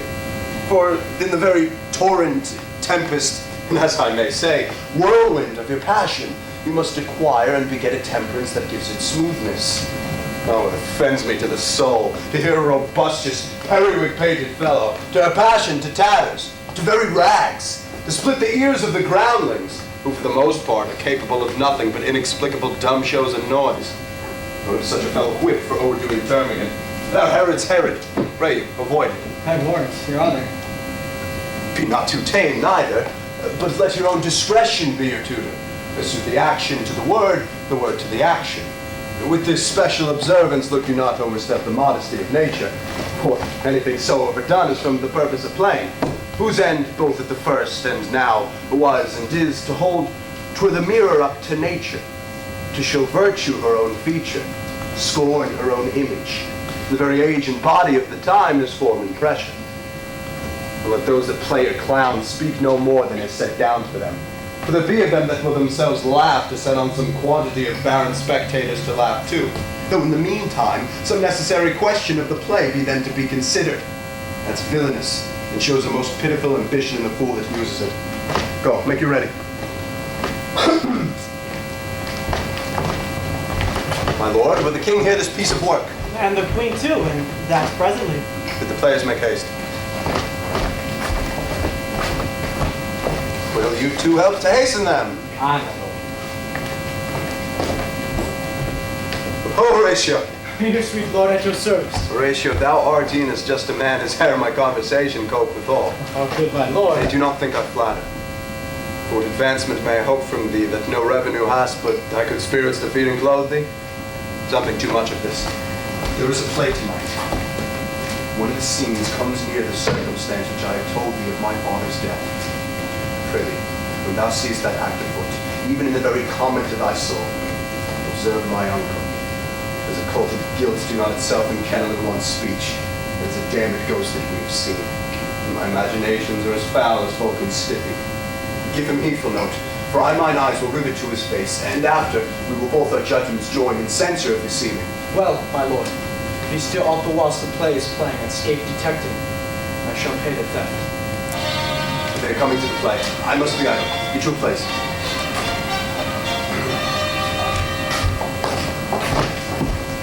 How fares my cousin Hamlet? Excellent! The faith of the chameleon's dish. I eat the air, promised crammed. You cannot beat capon so. I have nothing with this answer, Hamlet. These words are not mine. No, nor mine now. My lord, you played once at the university, you say? That did I. I was accounted a good actor. What did you enact? I enacted Julius Caesar. I was killed at the Capitol. Brutus killed me.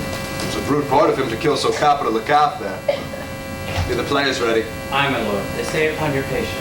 Come, my dear Hamlet, sit by me. Oh, good madam. Here's metal more attractive. Oh, you mark that? Lady, shall I lie in your lap? No, my lord. I mean, my head upon your lap. Aye, my lord. Do you think I meant country matters? I think nothing, my lord. That's a fair thought to lie between maids' legs. What is, my lord? Nothing. You are married, my lord. I? Aye, my lord. Oh, God. You're only jig maker. What should a man do but be merry? But look here, how cheerfully my mother looks. And my father died within his 2 hours. Nay, 'tis twice 2 months, my lord. So long? Nay, then let the devil wear black and all of a suit of sables. Oh, heavens. Died 2 months ago and not forgotten yet? And there's hope a great man's memory now to live his life half a year.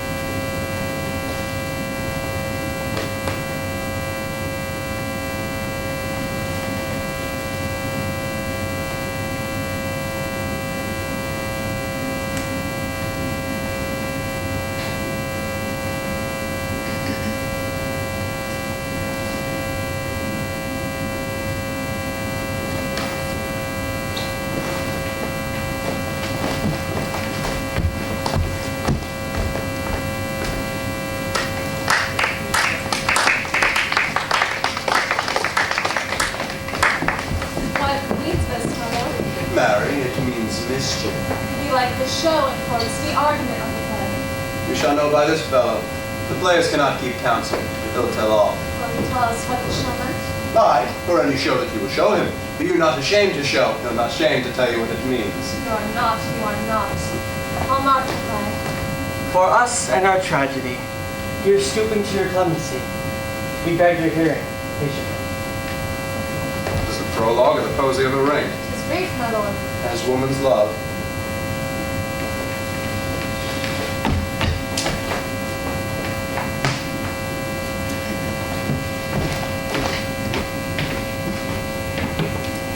Full 30 times has Phoebus' cart gone round, Neptune's salt wash Tellus orbited ground, and 30 dozen moons with borrowed sheen.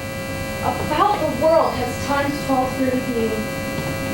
With love our hearts and hymens in our hand, unite in mutual and most sacred bands. So many journeys have the sun and moon, Speak us again, can our love be done? But woe is me, you were so sick of late, so far from cheer and from your former state, that I distrust you. Yet though distrust, 'tis comfort you, my lord, if nothing must. For women fear too much, even as they love, and women's fear and love holds quantity in neither aught or extremity. Faith, I must leave thee. Love and shortly too. My offering powers their functions leave to do. And thou shalt live in this fair world behind. Honored, beloved, happily one is kind. The husband I'll shall... confound the rest. Such longings be treason in my breast. And second husband let me be accursed. None wed the second, but who killed the first. That's wormwood. The innocent the second marriage womb. It beats respect of thrift, but none of love. A second time I kill my husband dead.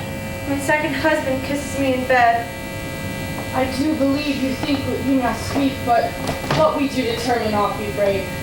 Purpose is but slave to memory, what to ourselves in passion we propose. Passion ending doth the purpose lose. The violence of either grief or joy, their own inactions themselves destroy. Where joy most rebels, grief doth most lament. Grief joy, joy grieves, on slender accident. This world is not for aye, nor 'tis strange that with our love should our fortunes change. Our wills and fates do so contrary run.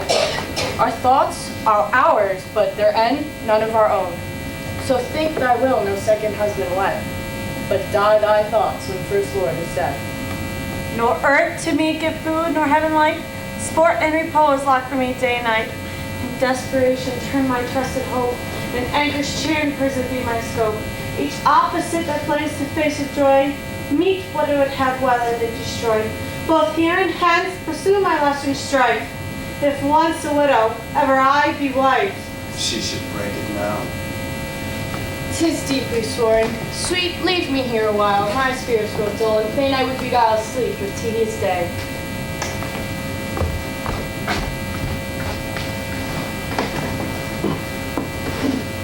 Sleep rock thy brain. Never come mischance between us twain.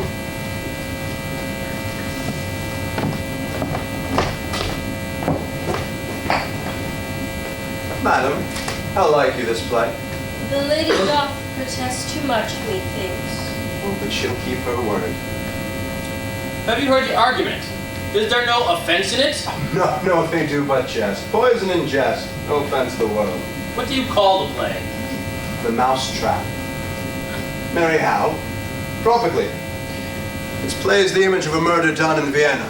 Gonzago's the Duke's name, his wife Baptista. You shall see anon. 'Tis a knavish piece of work, but what of that? Your Majesty and we that have free souls, it touches us not. But the gall of jade wins. Our withers are unwrung. This is one Lucianus, nephew to the king. You are as good as a chorus, my lord. I could interpret between you and your loves if I could see the puppets dallying. You are keen, my lord, you are keen. It cost you a groaning to take off mine edge. Still better, and worse. So you mistake your husbands? Begin, murderer. Pox, leave thy damnable faces and begin. Come, the croaking raven doth bellow for revenge. Thoughts black and hands out. Drugs fit and time agreeing. Confederate Caesar with no else creature seeing. Thou mixtures ranks of midnight weeds collected, with Hecate's band thrice blasted and thrice infected, of natural magic and dire property, of wholesome life. You, sir, immediately. He poisons him in the garden for his estate. His name's Gonzago. The story is extant and written in very choice Italian. You shall see anon how the murderer gets the love of Gonzago's wife. The king rises. What, frightened with false fire? There is my lord. Give on the play! Give me some light! Away! Lights, lights, lights!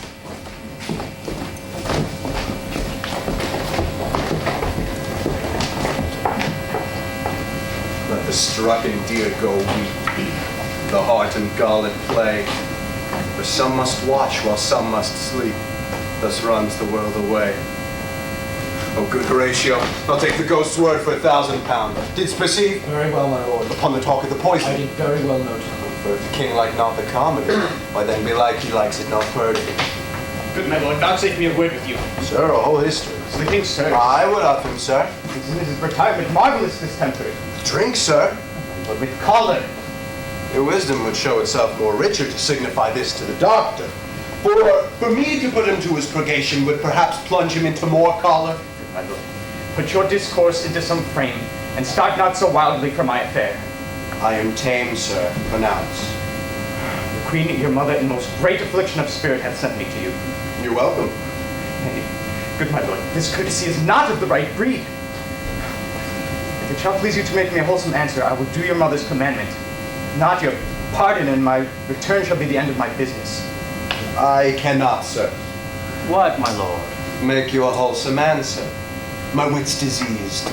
But such answer as I can make you shall command, or rather, as you say, my mother. Therefore, no more but to the matter. My mother, you say. Then thus she says, your behavior hath struck her into amazement and admiration. No wonderful son that can so astonish a mother. But is there no sequel at these heels of mother's admiration? Import. She desires to speak with you in her closet ere she goes back. We shall comply were she 10 times our mother. Have you any further trade with us? My lord, you once did love me. And do still, by these pickers and stealers. Good, my lord. What is your cause of distemper? You do surely bar the door upon your liberty if you deny your griefs to your friend. Sir, I lack advancement. How can that be, when you have the voice of the king himself for your succession in Denmark? Aye, sir, but while the grass grows, probably something must be. Withdraw with you. Why do you go about to recover the winds of me as if you would drive me into a toil? My lord, my duty be twofold. My love is too unmannerly. Do not well understand that. God bless you, sir. My lord, the queen would speak with you, and presently. You will come to my mother by and by. You'll fool me at the top of my bent.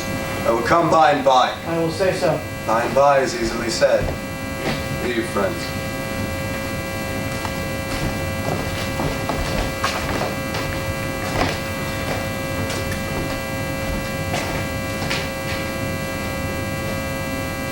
It is now the very witching time of night, when churchyards yawn and hell itself breathes out contagion to this world.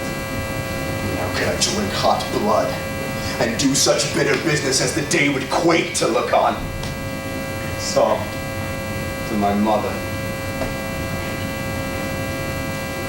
Heart, who's not by nature, let not ever the soul of Nero enter this firm bosom.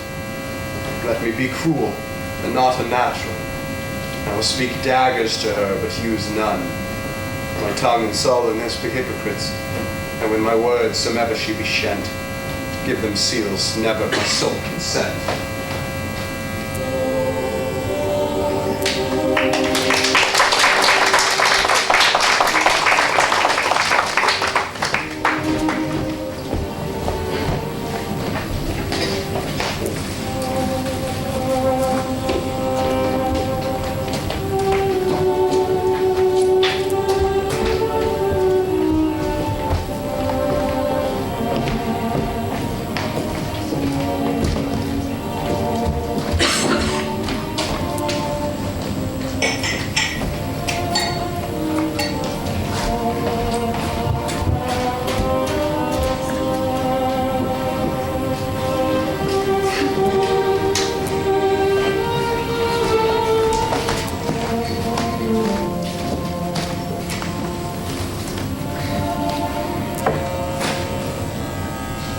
I like him not, nor stands it safe with us to let his madness range.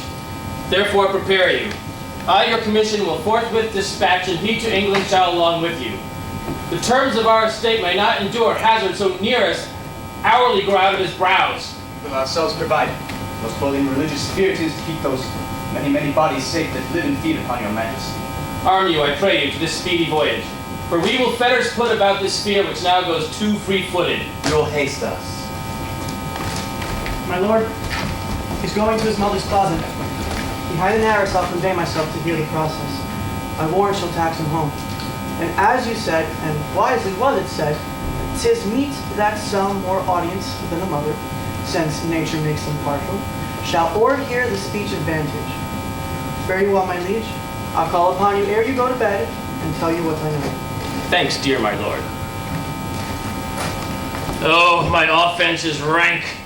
It smells to heaven. It hath the primal eldest curse upon it, of brother's murder. Pray I cannot, though inclination be as sharp as will, my stronger guilt defeats my strong intent. What if this cursed hand were thicker than itself with brother's blood? Is there not rain enough in the sweet heavens to wash it white as snow? Whereto serves mercy but to confront the visage of offense? And what's in prayer but this twofold force? To be forestalled ere we come to fall, or pardon being down. Then I'll look up. My fault is past. But oh, what form of prayer can serve my turn? Forgive me my foul murder? That cannot be, since I am still possessed of those effects for which I did the murder. My crown, my own ambition, and my queen. May one be pardoned and retain the offense. What then? What rests? Try what repentance can. What can it not? Yet, what can it when one cannot repent? Oh, wretched state! Oh, bosom black as death! Oh, limed soul that, struggling to be free, art more engaged! Help, angels! Make essay! Bow stubborn knees, and heart with strings of steel be soft as sinews of the newborn babe. All may be well. Now might I do it pat. Now he is a-praying, and now I'll do it. So he goes to heaven. So am I revenged. This is scanned.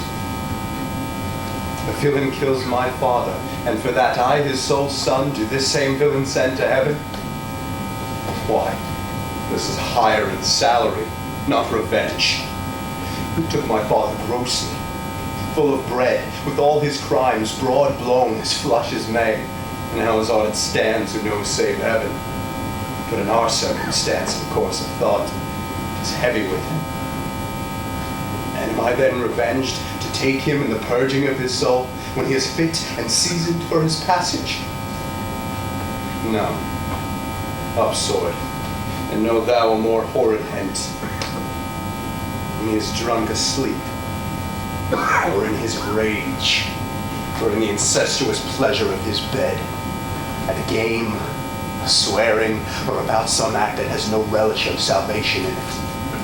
Then trip him, that his heels may kick at heaven, and his soul may be as damned and black as hell whereto it goes.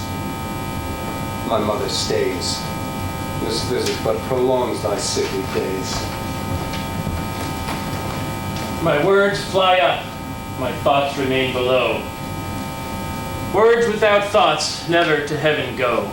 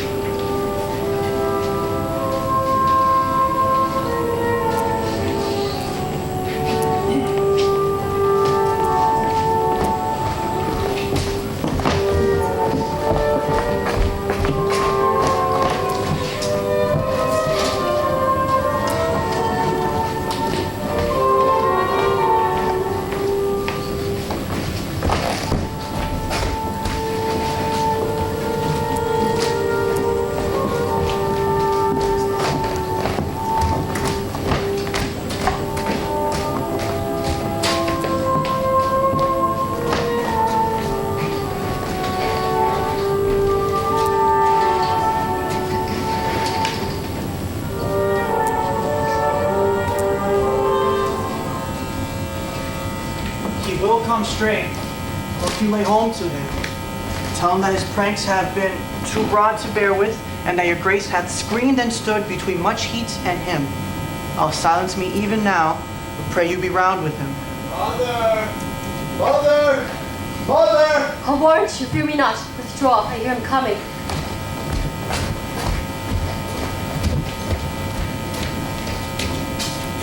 Now, mother, what's the matter now? Hamlet, thou hast thy father much offended. Mother, you have my father much offended. Come, you answer with an idle tongue. Go. You question with a wicked tongue. Why? How now, Hamlet? What's the matter now? Have you forgotten me? No, by the rood, not so. You are the queen, your husband's brother's wife, and, well, we're not so. You are my mother. Nay, then I'll send ghosts to you that can speak. Come, sit you down. You shall not budge. You go not till I set you up a glass where you may see the inmost part of you. What wilt thou do? Thou wilt not murder me? Help! Help! What? Help! How now? A rat? Dead for a ducat dead. I am slain. Oh, me! What hast thou done? Nay, I know not. Is it the king? Oh, what a rash and bloody deed this is! Bloody deed. Almost as bad, good mother, as kill a king and marry with his brother. Is kill a king? Aye, lady, was my word.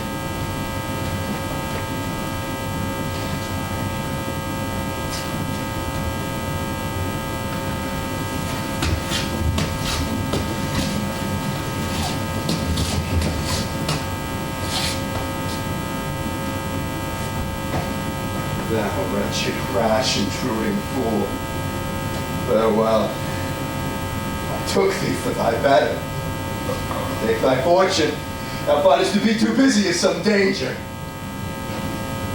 Leave wringing of your hands. Peace, and sit you down. You shall not budge. Let me wring your heart, for so I shall. If it be made impenetrable stuff, if damned custom have not brazed it so, then is proof and bulwark against the sense. What have I done that thou darest wag thy tongue and noise so rude against me? Such an act that blurs the grace and blush of modesty, calls virtue hypocrite, takes off the rose from the fair forehead of an innocent love, and sets a blister there. Makes marriage vows as false as dicer's oaths. Oh, such a deed, as from the body of contraction plucks thy very soul, and sweet religion makes a rhapsody of words. Heaven's face that glow, oh, the solidity and compound mass, with heated visages against the doom, is thought sick of the act. Ay me, what act that roars so loud and thunders in the index? Look here, upon this picture, and on this, the counterfeit presentment of two brothers. See what a grace was seated on his brow, Apulion's curls, the front of Jove himself, an eye like Mars, to threaten and command, station like the herald Mercury, new lighted on a heaven-kissing hill. Combination in the form indeed, what every god did seem to set his seal.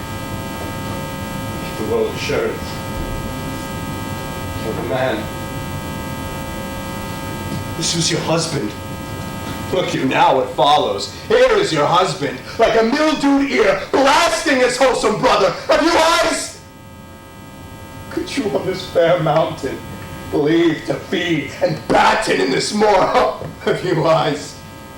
You cannot call it love. For at your age, the heyday in the blood is tame.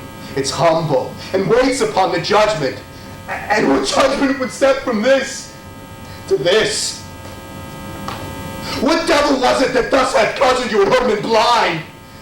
Eyes without feeling, feeling without sight, ears without hands or eyes, smelling sounds all. Or but a sickly part of one true sense? Could not so mope? Oh shame! Where is thy blush? Rebellious hell, if thou canst mutine in a matron's bones, to flaming youth let virtue be as wax, and melt in her own fire. Hamlet, speak no more! Thou turnest my eyes into my very soul, and there I see such black and great spots that will not leave their taint. Nay, but to live in the rank sweat of an enseamed bed, stewed in corruption, honeying and making love over the nasty sty. Speak no more these words like daggers into my own ears.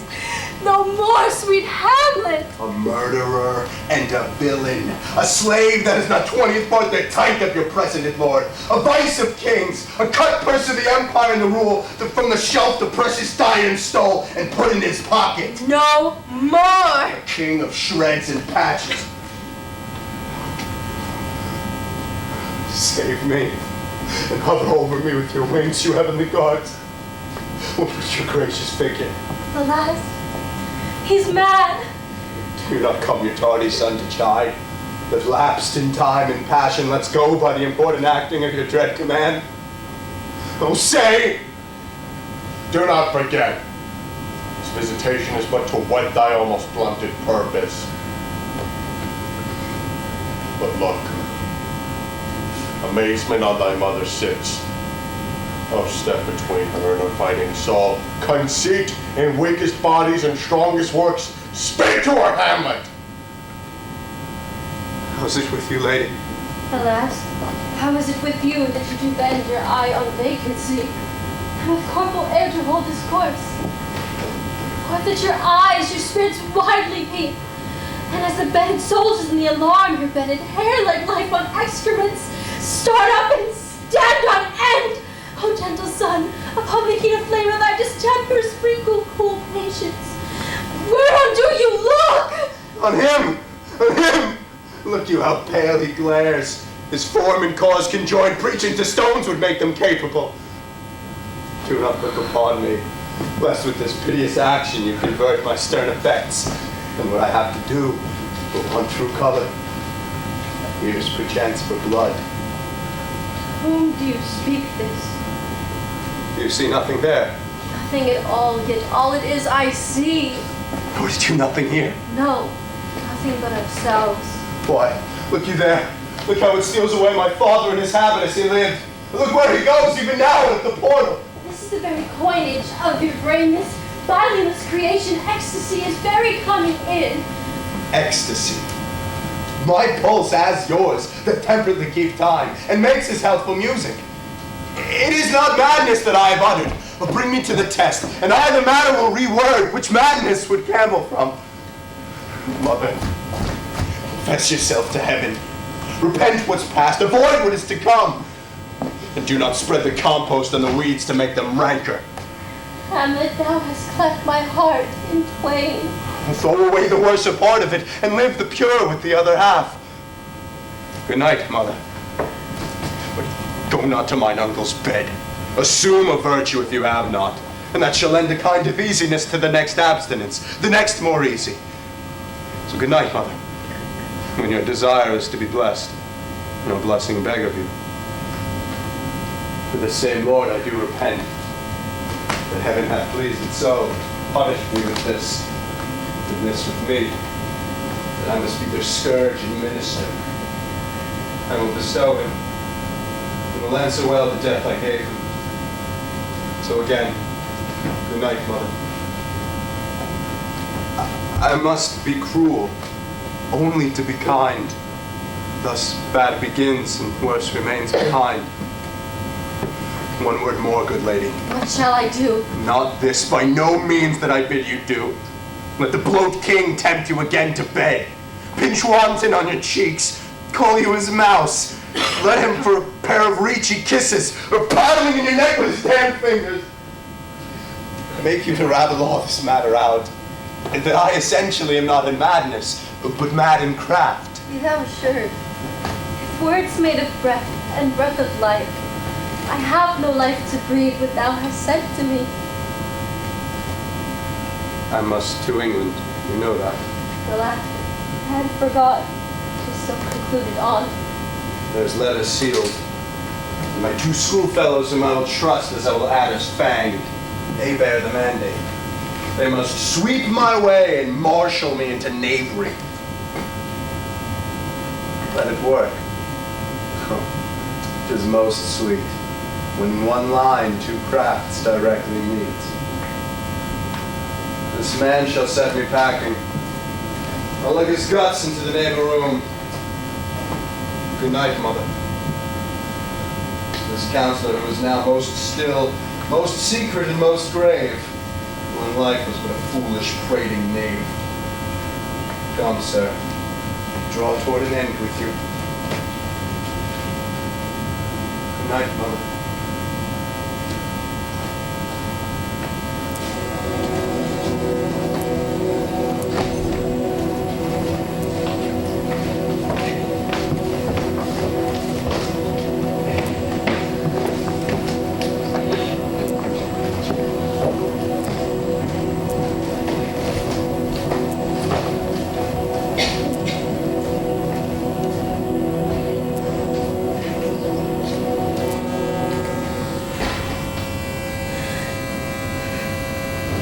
There's matter in these sighs.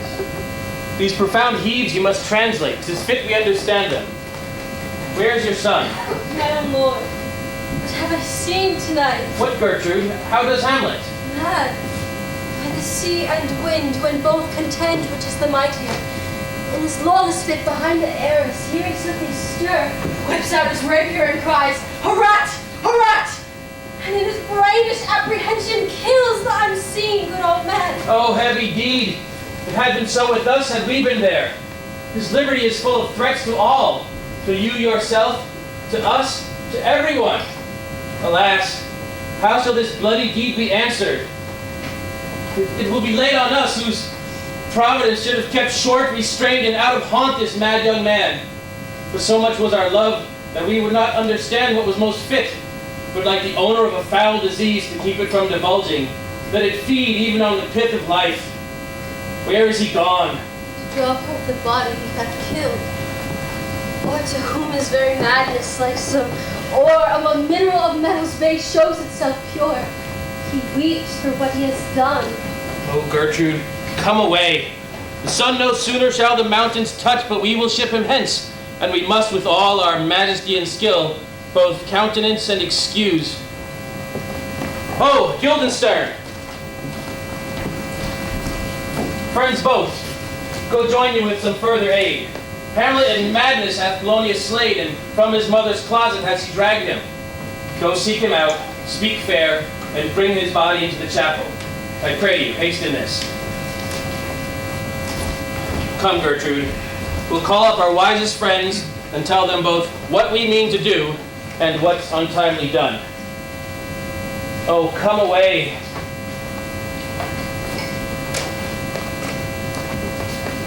My soul is full of discord and dismay.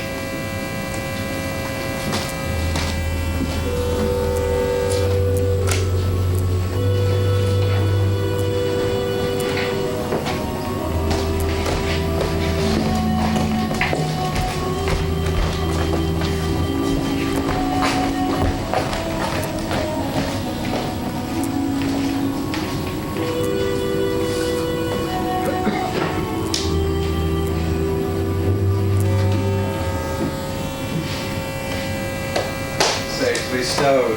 Hamlet! Lord Hamlet! Oh, what noise? Who calls on Hamlet? Oh, here they come. What have you done, my lord, with the dead body? Compounded it into dust, whereto 'tis kin. Tell us where it is, that we may take it thence and bear it to the chapel.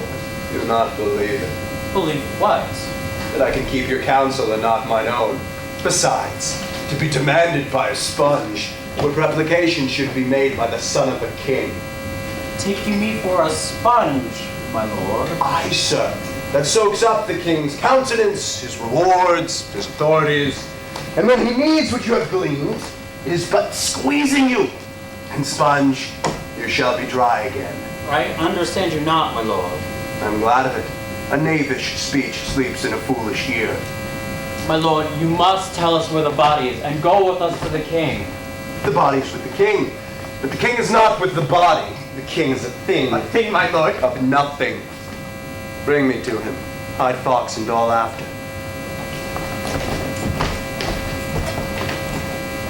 I have sent to seek him and to find the body. How dangerous is it that this man goes loose? Yet must not we put the strong law on him. He's loved of the distracted multitude, who like not with their judgment, but their eyes. To bear all smooth and even, the sudden sending him away must seem deliberate pause. Diseases desperate grown by desperate measures are relieved, or not at all. How now? What hath befallen?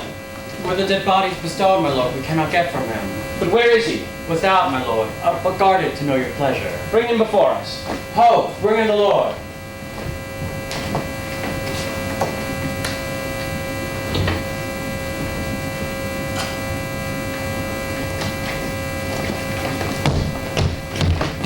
Now, Hamlet, where is Polonius? At supper. At supper where? Not where he eats, but where he is eaten. There's a certain convocation of politic worms that are eaten at him. Your worm is your only emperor for diet. We fat all creatures else to fat us, and we fat ourselves for maggots. Fat king and your lean beggar is but variable service. 2 dishes but to 1 table. That's the end. Alas, alas. A man may fish with a worm that hath ate of a king, and eat of a fish that hath fed on that worm. What dost thou mean by this? Nothing but to show you how a king may progress through the guts of a beggar. Where is Polonius? In heaven. Send thither to see. But if your messenger find him not there, seek him out in the other place yourself. But if indeed you find him not within the month, you shall nose him as you go up the stairs into the lobby. Go, seek him there. He will stay till you come. Hamlet, this deed for thine especial safety, which we do tend, even as we grieve for that which thou hast done, must send thee hence with fiery quickness. Therefore prepare yourself. The bark is ready, and the wind at help. The associates tend, and everything is bent for England. For England? Aye, Hamlet. Good. So is it, if thou knewst our purposes. I see a cherub that sees them. But come, for England. Farewell, dear mother. Thy loving father, Hamlet. My mother. Father and mother is man and wife is one flesh, and so, my mother. Come, for England. Follow him at foot. Tempt him with speed aboard. Delay it not. I'll have him hence tonight. Away, for everything is sealed and done that else leans on the affair. Pray you, haste in this. In England, if my love thou hold'st at aught, thou mayst not coldly set our sovereign process, which imports at full by letters congruent to that effect, the present death of Hamlet. Do it, England, for like the hectic in my blood he rages, and thou must cure me. Till I know 'tis done, howe'er my haps, my joys will never begin.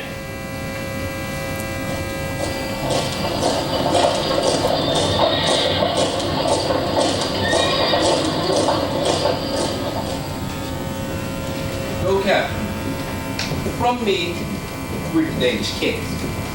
Tell him that by his license, Fortinbras craves the conveyance of a promised march over his kingdom. You know the rendezvous. If that majesty shall offer us to express our duty, as I let him know so. I will do it, my lord. Go softly on. Good sir, whose powers are these? They are of Norway, sir, How purposed, sir, I pray you. against a part of Poland. Who commands them, The sir? nephew to old Norway Fortinbras. Goes against the main of Poland, sir, or for some frontier? Truly to speak, and with no addition, we go to get a little patch of ground that he did no profit but the name. To be 5 ducats. 5. I will not farm it, nor will it yield to Norway or the Pole. A rank or rate should be sold in fee. Why then the Polak will never defend it? Yes, it is already garrisoned. 2,000 ducats and 20,000 souls will not debate the question of this straw. This is the impostume of much wealth and peace. I humbly thank you, sir. God be with you, sir. Will it please you go, my lord? I'll be with you straight. Go softly on.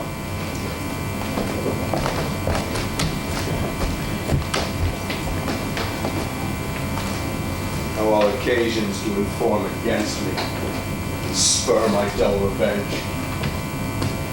What is a man, if his chief good and market of his time be but to sleep and feed, and feast no more? And sure, he that made us with such large discourse, looking before and after, gave us not the capability and godlike reason to trust in us unused. Sith, I have cause, and will, and strength, and means to do it. Examples gross as earth exhort me. Witness this army of such mass and charge, led by a delicate and tender prince, whose spirit and divine ambition puffed, makes mouths at the invisible effect, exposing what is mortal and unsure. All this fortune, death, dangers dare, even for an eggshell. Rightly to be great is not to stir without great argument, but greatly to find quarrel in a straw when honor's at the stake. Stand I then, that have a father killed, a mother stained, excitements of my reason and my blood, and then all sleep. Well, to my shame, I see the imminent death of 20,000 men. For a fantasy, or trick of fame, go to their graves like begs. Fight for a plot whereon the numbers cannot try the cause, which is not tomb enough and continent to hide the slain. God, from this time forth, my thoughts be bloody, will be nothing worth.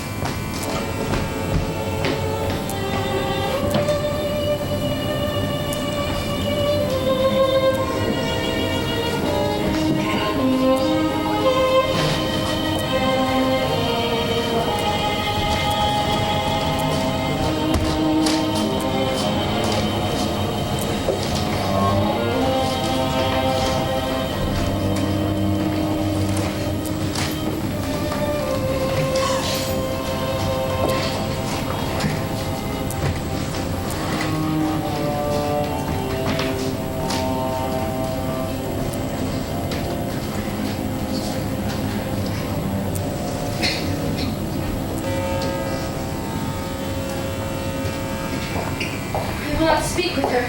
She is impertinent, indeed distracted, ruthlessly to be pitied. What would she have? She speaks much of her father, says there's tricks in that world, and hymns it beats her heart. She spins endlessly at Shaw's, speaks things in doubt like arrogant half-sense. Your speech is nothing, yet the unshaped use of it doth move the hearers to collection. Where good she was spoken with, for she may strew dangerous conjectures in ill-breeding minds. Let her come in. My sick soul, as sin's true nature is. Each toy seems prologue to some great amiss. So full of artless jealousy as guilt, it spills itself in fearing to be split. Where is the beauteous majesty of Denmark? How now, Ophelia? How should I your true love know from another one? By his awful hat and staff, and his sandal shoe. Alas, sweet lady, what imports this song? Say you? Nay, pray you, mark. He is dead and gone, lady. He is dead and gone, and his head of brass green turf, his heels a stone. Nay, Ophelia, Pray you, mark. white his shroud as a mountain snow, clad in all the sweet glow. Alas, look here, my lord, which bewitched to the ground did not go with true love showers. How do you, pretty lady? Well, God deal to you. They say the owl was a baker's daughter. Lord, we know what we are, but not what we may be. God be at your table. Conceit upon her father. Pray, let's have no more words with this. But when they ask you what it means, say you this. Tomorrow is St. Valentine's Day, and all in the morning betime, and I am made at your window to be your Valentine. And up he rose and donned his clothes, and up the chamber door, letting the maid then out a maid, and never departed more. Pretty Ophelia. Indeed, without an oath. I'll make an end of it. By just and by St. Charity, and laughing fly for shame. Come men will do it if they come to it. By God, they are to blame. Quoth she, before you come on me, thou's promised me to wed. He answers. So what I to thy yonder son, if thou did not come to my bed. How long has she been thus?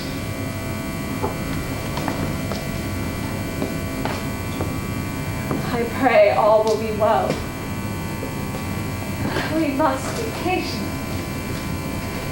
But yet I cannot choose but to weep to think that they would lay him in the cold ground. My mother shall know this. And so I thank you for your good counsel. Come, my coach.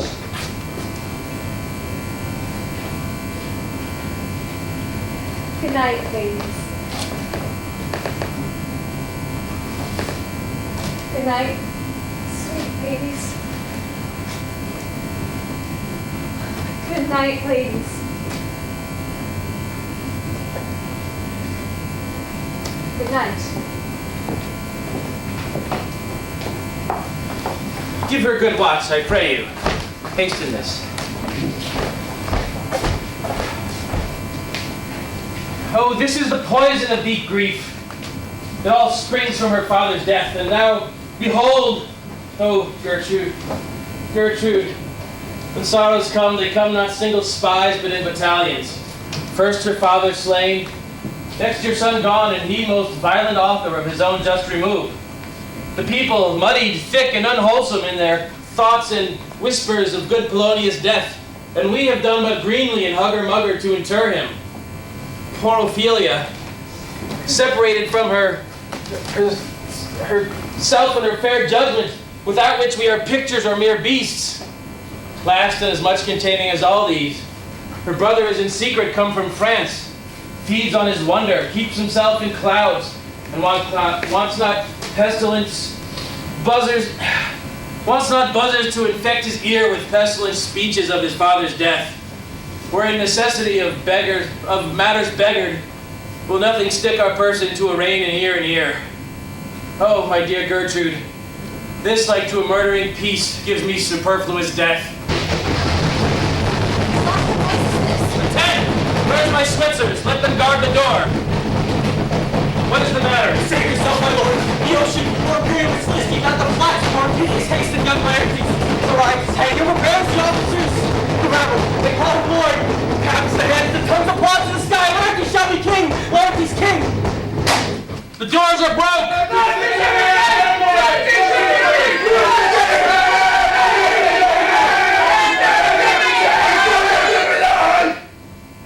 I thank you.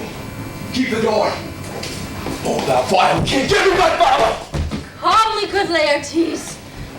That drop of blood that's calm proclaims me bastard. Cries, "Lord, to my father!"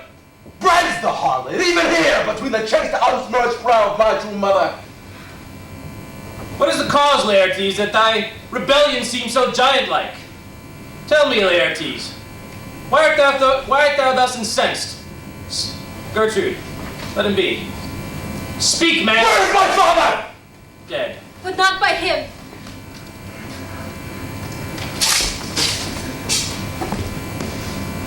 Let him demand his fill. How can he be dead? I will not be your breath! To hell, allegiance, vows to the blackest devil, conscience and grace to the profoundest pit. I dare damnation. To this point I stand that both the worlds I give to negligence. Let come what comes! Only I will be revenged most throughly for my father. Who shall stay you? My will, not all the world. And for my means, I'll husband them so well they shall go far with little. Good Laertes, if you desire to know the certainty of your dear father, is it written your revenge that, swoopstake, you will draw both friend and foe, winner and loser? None but his enemies. Would you know them then?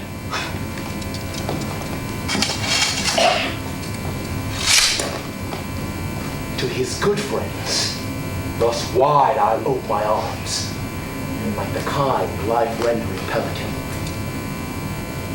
repass them with my blood. For now you speak like a good child and a true gentleman. That I am guiltless of your father's death, and am most sensibly in grief for it, It shall to your judgment peer as day does to your eye. Let her come in! Hold up! What noise is that?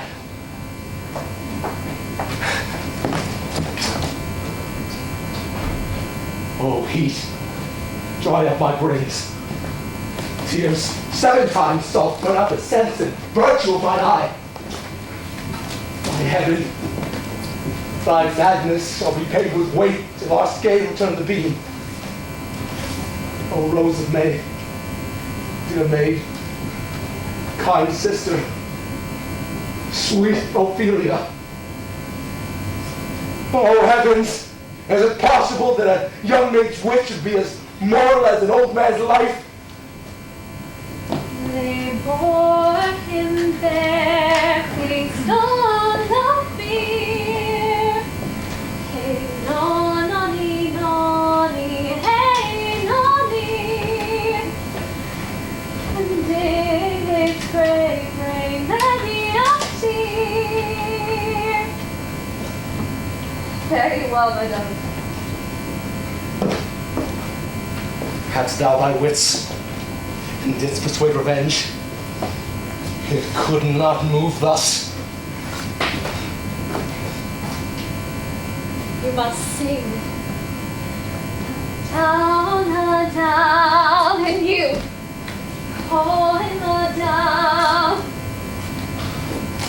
Oh, how the wheel becomes it!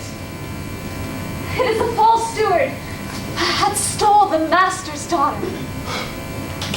This nothing's more than matter.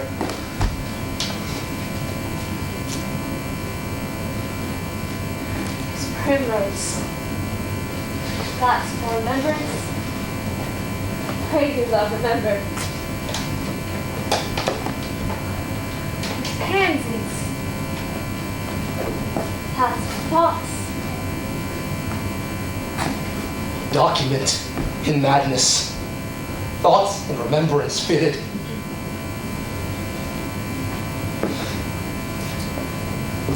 Spinels. Columbines. There's room for you. And here's some for me. We may call it Herb of Grace, O Sunday. You must wear your ruin with difference. Oh, there's a daisy. I would give you some violets, but they withered all when my father died. They say he made a good end. For barking sweet Robin is all my joy. Thought and afflictions, passion, hell itself. She turns to favor and to prettiness. And will he not come again? And will he not come again? No, no, is that thought like that? He never will come again. His beard was as white as snow, how flaxen was his poll. He is gone, and we cast away a moan. God have mercy on his soul.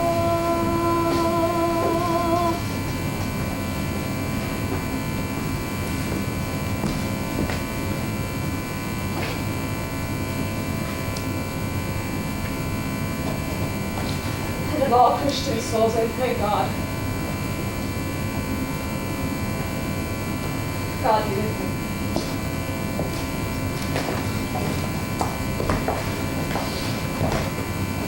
Do you see this, O God?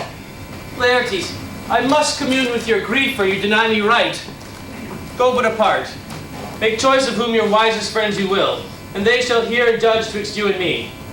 If by direct or by collateral hand they find us touched, we shall our kingdom give, our crowns, our lives, and all that we call ours to you in satisfaction. But if not, be you content to lend your patience to us, and we will labor jointly with your soul to give it due content. Let this be so. His means of death, his obscure funeral, no trophy sword, nor hatchment o'er his bones, no noble right, nor formal ostentation. Cry to be heard, as 'twere from heaven to earth. That I must call to question. So you shall. And where the offense is, let the great axe fall. I pray you, go with me.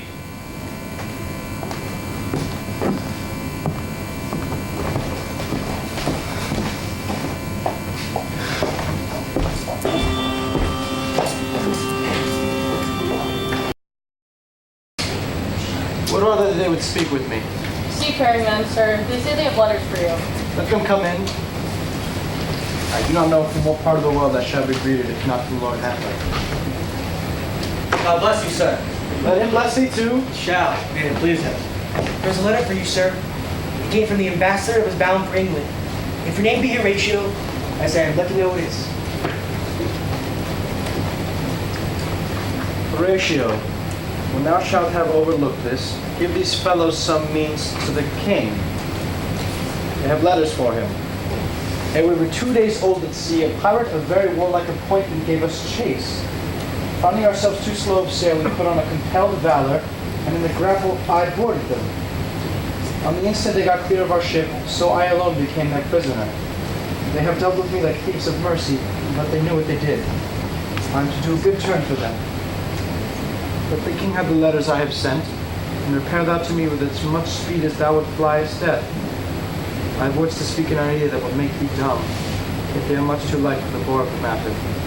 These good fellows will bring thee where I am. Rosencrantz and Guildenstern hold their course for England. Of them I have much to tell thee. Farewell. Me that thou knowest thine. Hamlet. Come. I will give you way for these letters and do it this speedily that you may direct me to him from whom you brought them.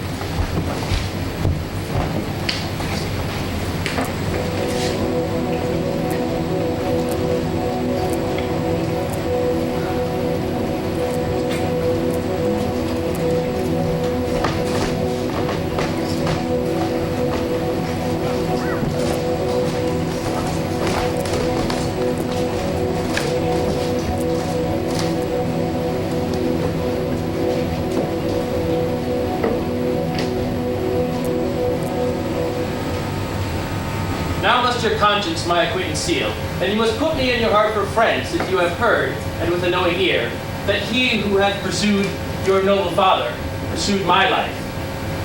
It well appears. But tell me, why you proceeded not against these feats, so criminal, so capital in nature, as by your safe greatness, wisdom, all things else. Plain as what stood out. Oh, for two special reasons, which may to you perhaps seem much unsinew, but yet to me they're strong. The queen, his mother, lives almost by his looks, and for myself, my virtue or my plague, be it either which, she is so conjunctive to my life and soul that, as a star moves not but in the heavens, I could not but by her. The other motive why to a public count I might not go, is the great love the general gender bear him. And so have I, noble father, lost. A sister, driven into desperate terms, whose worth, the praises may go back again, is the challenger on mount of all the age for her perfections. But my revenge will come. Break not your sleeps for that. You shortly shall hear more. I loved your father, and we love ourselves. And that, I hope, teaches you to imagine. How now? What news? Letters, my lord, from Hamlet. These, to your majesty, this to the queen. From Hamlet? Who brought them? Sailors, my lord, I say. I saw them not. They were given to me by Claudius. He received them, and of him that brought them. Laertes, you should hear them. Leave us. High and mighty, you shall know I am set naked on your kingdom. Tomorrow shall I beg leave to see your kingly eyes, when I shall, first asking your pardon, thereunto recount the occasion of my sudden and more strange return. Hamlet. What should he mean by this? Are all the rest come back? Or is it an abuse and no such thing? Know you the hand? 'Tis Hamlet's character, naked, and in a postscript here he says alone. Can you advise me? I am lost in it, my lord. But let him come. It warms the very sickness in my heart that I shall live and tell him to his teeth, thus didst thou. If it be so, Laertes, as how should it be so, how otherwise, will you be ruled by me? Aye, my lord. So you will not rule to a peace. To thine own peace. If he be now returned, as checking at his voyage, and that he means no more to undertake it, I shall work him to an exploit now ripe in my device, under the which he shall not choose but fall. And of his death no wind of blame should breathe, but even his mother shall uncharge the practice and call it accident. My lord, I will be ruled. The rather if you could devise it so that I might be the organ. It falls right. You have been talked of much since your travels, and that in Hamlet's hearing, for a quality wherein they say you shine. The sum of your parts together did not pluck such envy from him as did that one, and that in my regard, of the unworthiest siege. What part is that, my lord? A very ribbon in the cap of youth, yet needful too. 2 months since here was a gentleman of Normandy. I have seen myself and served against the French, and they can well on horseback, but this gentleman had witchcraft in it. He made confession of you, and gave such a masterly report for art and exercise of your defense, and for your rapier most especial, that he cried out would be a sight indeed if one could match you. Sir, this report of his did Hamlet so envenom with his envy, that he could nothing do but wish and beg your sudden coming o'er to play with you. Now out of this... What out of this, my lord? Laertes, was your father dear to you, or are you like the painting of a sorrow, a face without a heart? Why ask you this? Not that I think you did not love your father, but that I know love is begun by time, and that I see in passages of proof, time qualifies the spark and fire of it. There lives within the very flame of love a kind of wick or snuff that will abate it, and nothing is at a like goodness still. But to the quick of the ulcer, Hamlet comes back.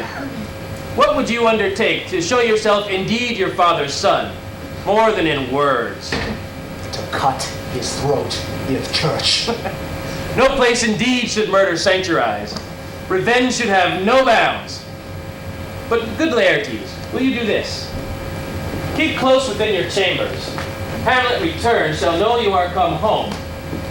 We'll put on those that praise your excellence. Set a double varnish on the fame the Frenchman gave you. Bring you in fine together, and wager on your heads. He, being remiss, most generous and free from all contriving, will not peruse the foils, so that with ease, or with a little shuffling, you may choose a sword unbaited, and with a passive practice, requite him for your father. I will do it. And for that purpose, I will anoint my sword. I bought an unction of a mountebank, so mortal that immaculate. For it draws blood, no cataplasm so rare, collected from all symbols that have virtue under the moon. Can save the fate from death that is but scratch withal. I'll touch my points with this contagion, so that I gall him slightly. Death. Let's further think on this. Weigh what convenience of both time and means may fit us to our shape. If this should fail, and that our drift look through our bad performance, 'twere better not essayed. Therefore this project should have a back or second that might hold if this did blast in proof. Soft, let me see. We'll put a solemn wager on your cuttings. I have it. When in your motion you are hot and dry, as make your bout more violent to that end, and that he called for drink, I will have prepared him a chalice for the nonce, whereon but sipping, if he by chance escape your venom stuck, our purpose shall hold there. But stay, what noise? When woe doth tread upon another's heels, so fast they follow. Our sisters drown, Laertes.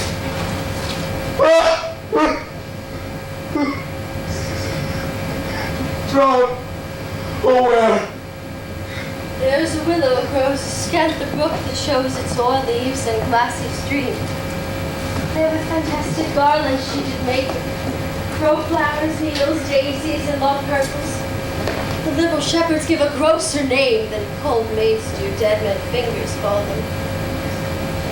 The pendant boughs her horned weeds, clamoring to hang an envious silver brook. When down her weedy trophies and herself fell into the weeping brook. Her close ran wide and mermaid-like, and while they bore her up, she chanted snatches of old lauds, like as someone incapable of their own distress, like a creature native and endued unto the element. As her garments were with their drink, pulled the poor wretch from melodious lay to muddy death. Alas, and she is drowned. How? Hadst thou too much water? Poor Ophelia! And therefore, I forbid my tears. But yet it is our trick. Nature her custom holds. Let shame say what it will. When these are gone, the woman will be out. Adieu, my lord. I have a speech of fire that fain would blaze, but this folly drowns it.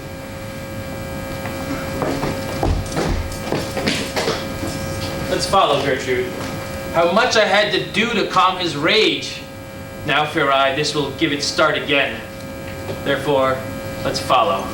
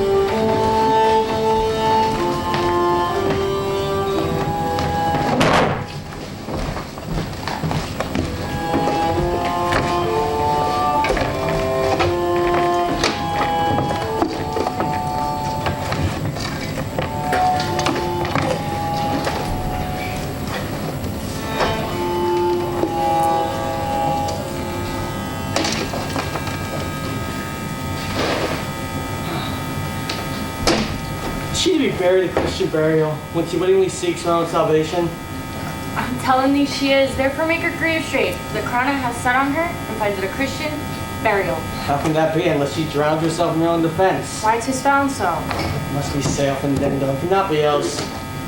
Here lies the point. If I drown myself wittingly, argues an act. An act had three branches. To act, to do, to perform. Argo she drowned herself wittingly. But is this law? I married, 'tis the crowner's quest law. Nay, but good man Delbert. Give me. Here lies the water. Good. Here lies the man. Good. The man goes to the water and drowns himself. It is willy-nilly he goes. Mark you that. The water goes with him and drowns him. He drowns not himself.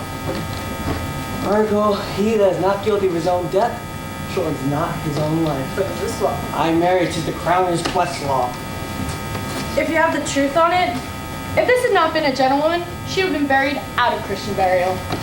Cut with thy brain no more on it, for your dull ass cannot mend his pace with your beating. Go, get thee in. Fetch me a soup of liquor.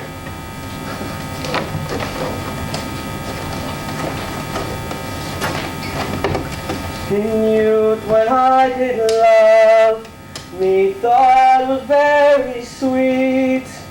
To contract the time of my behoof, methought there was nothing meet. Has this fellow no feeling of his business? He sings in grave making. Custom hath made in him a property of easiness. Is even so. The hand of little employment hath paid you sense. What age with stealing steps hath caught me in his clutch, and had sent me into the land as if I'd never been such.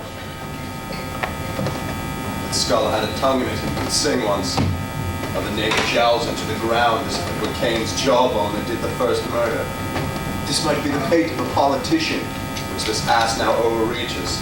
One that would circumvent God, might it not? It might, my lord. Why, even so. And how my Lady Worm is chapless and knocked about the mazzock with his sexton spade. A pickaxe and a spade, forehand a shrouding sheet, a pit of clay for to be made, for such a guest is meet. There's another. But may not that be the skull of the lawyer? Where be your quiddities now? Your quiddities, your tenures, your cases, and your tricks. I will speak to this fellow. Whose grave is this, sirrah? Mine, sir. A pit of clay for to be made, for such a guest is meet. I think it be thine indeed, for thou liest in it. You lie out on it, sir. Therefore it is not yours. In my part, I do not lie in it, yet it is mine. Thou dost lie in it. To be in it and say it is thine. 'Tis for the dead, not for the quick. Therefore thou liest. 'Tis a quick lie, sir. Pull away again from me to you. What man dost thou dig it for? For no man, sir. What woman then? For none, neither. Who was to be buried in it? One that was a woman, sir, but rest her soul. She's dead. How absolute the knave is. We must speak by the card, or equivocation will undo us. How long hast thou been a grave maker? Of all the days in the year, I came to that day that the last King Hamlet overcame Fortinbras. How long was that since? Cannot tell you that. Even a fool could tell you that. It was that very day that young Hamlet was born. He that is mad sent into England. Aye, married. Why was he sent into England? Why, because he was mad. He shall recover his wits there. Or if he do not, 'tis no great matter there. Why? Will not be seen in him. There the men are as mad as he. Came he mad? Very strangely, they say. How strangely? Fate, even losing his wits. Upon what ground? Why, here in Denmark. I have been sexton here, man and boy, 23 years. How long will a man lie in the earth ere he rot? Faith, if he not be rotten before he die. As we know of many pocky courses nowadays that scarce hold the laying in. He will last 8 or 9 years. A tanner will last you 9. Why he more than another? Why? Because his hide is so tanned in his trade, he shall keep out water a great while. Your water is a sore to care of your whoreson dead body. Here lies the skull that lieth in the earth 23 years. Whose was it? A horse and mad fellow it was. Whose do you think it was? Nay, I know not. A pestilence on him for the mad rogue. He poured a flagon of Rhenish on my head once. This same skull, sir. The Sir Uric's skull. The king's jester. This. That. Let me see. Alas. Poor Yorick. I knew him, Horatio. Fellow of infinite jest. Most excellent fancy. He poured me on his back 1,000 times. Now how abhorred in my imagination it is. The gorge rises at it. Here lies those lips I've kissed I know not how often. There be your jibes now, your gambols, your songs, your flashes of merriment that were wont to set the table on a roar. Not for now to mock your own grinning, quite chaplain. Now get you to my lady's chamber, and tell her Let her paint an inch thick. With his favor she must come. We'll make her laugh at that. Pray thee, Horatio, tell me one thing. What's that, my lord? Dost thou think Alexander lived to the fashion of the earth? Even so. Is not so? Ha! Even so, my lord. Oh, to what base uses we may return, Horatio. When might not imagination trace the noble dust of Alexander till he find it stopping a bunghole? But to consider too curiously, to consider so. No, faith, not a jot. But to follow him thither, with modesty enough and likelihood to lead it, as thus. Alexander died. Alexander was buried. Alexander returneth to dust. The dust is earth. Of earth we make loam. And why, if that loam whereto he was converted, might they not find it stopping a beer barrel? But soft a while. Here comes the king, with the queen. It was as they follow, and with such maimed rights. So, token the course they followed, in a desperate hand to go its own life. It wasn't some mistake. Couch me a while more. This is Laertes, very noble. Walk.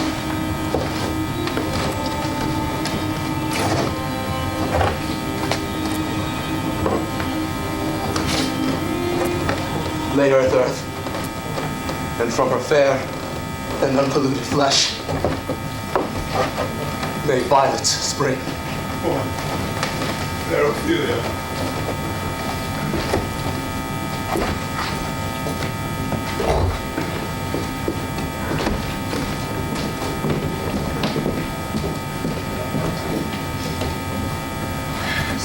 Sweet farewell. I thought that I should have been my Hamlet's wife. I thought thy bright bed to have decked, sweet maid, not stew thy grave. Oh, treble woe. Fall 10 times treble on that cursed head. Which wicked deed, by most ingenious sense, deprive thee of. Later. What is he whose grief bears such an emphasis? Whose phrase of sorrow, conjuring the wandering stars, makes them stand like one to wounded hearers? This is I, Hamlet the Dane. The devil take thy soul! Please, not well. Pray thee, take those fingers from my throat. Pluck them asunder! Be quiet. Why ride with him on the Gentlemen! street until my eyelids will no longer wear? Son, what thieves! Oh, I love Ophelia. The 40,000 brothers cannot with the quantity of love make up my sum. What wilt thou do for her? Oh, Laertes, he's mad! For the love of God, forbear him! Soons, show me what thou do. Dost thou come here to whine? Try to reach me by leaping in her grave? Be buried quick with her, and so will I. His mere madness! And muscle while the fitful work on him. Anon, as patient as the female dove when that her golden couplets are disclosed. The silence was secure. Hear you, sir. What is the reason that you use me thus? I loved you ever, but it is no matter. Let Hercules himself do what he may. Cat will mew, and dog will have his day. I pray you, good Horatio, wait upon him. Strengthen your patience in our last night's speech. We'll put the matter to the present push. Good Gertrude, set some watch over your son. This grave shall have a living monument. An hour of quiet thereby shall we see. Till then in patience our proceeding be.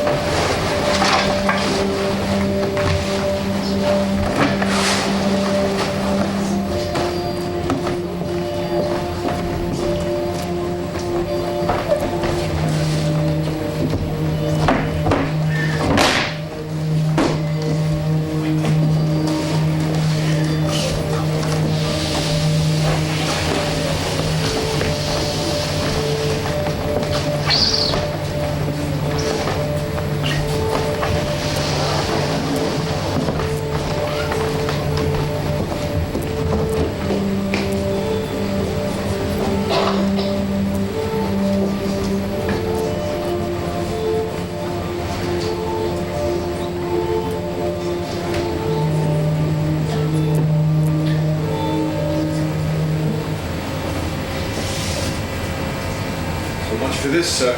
Now shall you see the other? You remember all the circumstance. Remember it, my lord. Sir, in my heart there was a kind of fighting that would not let me sleep.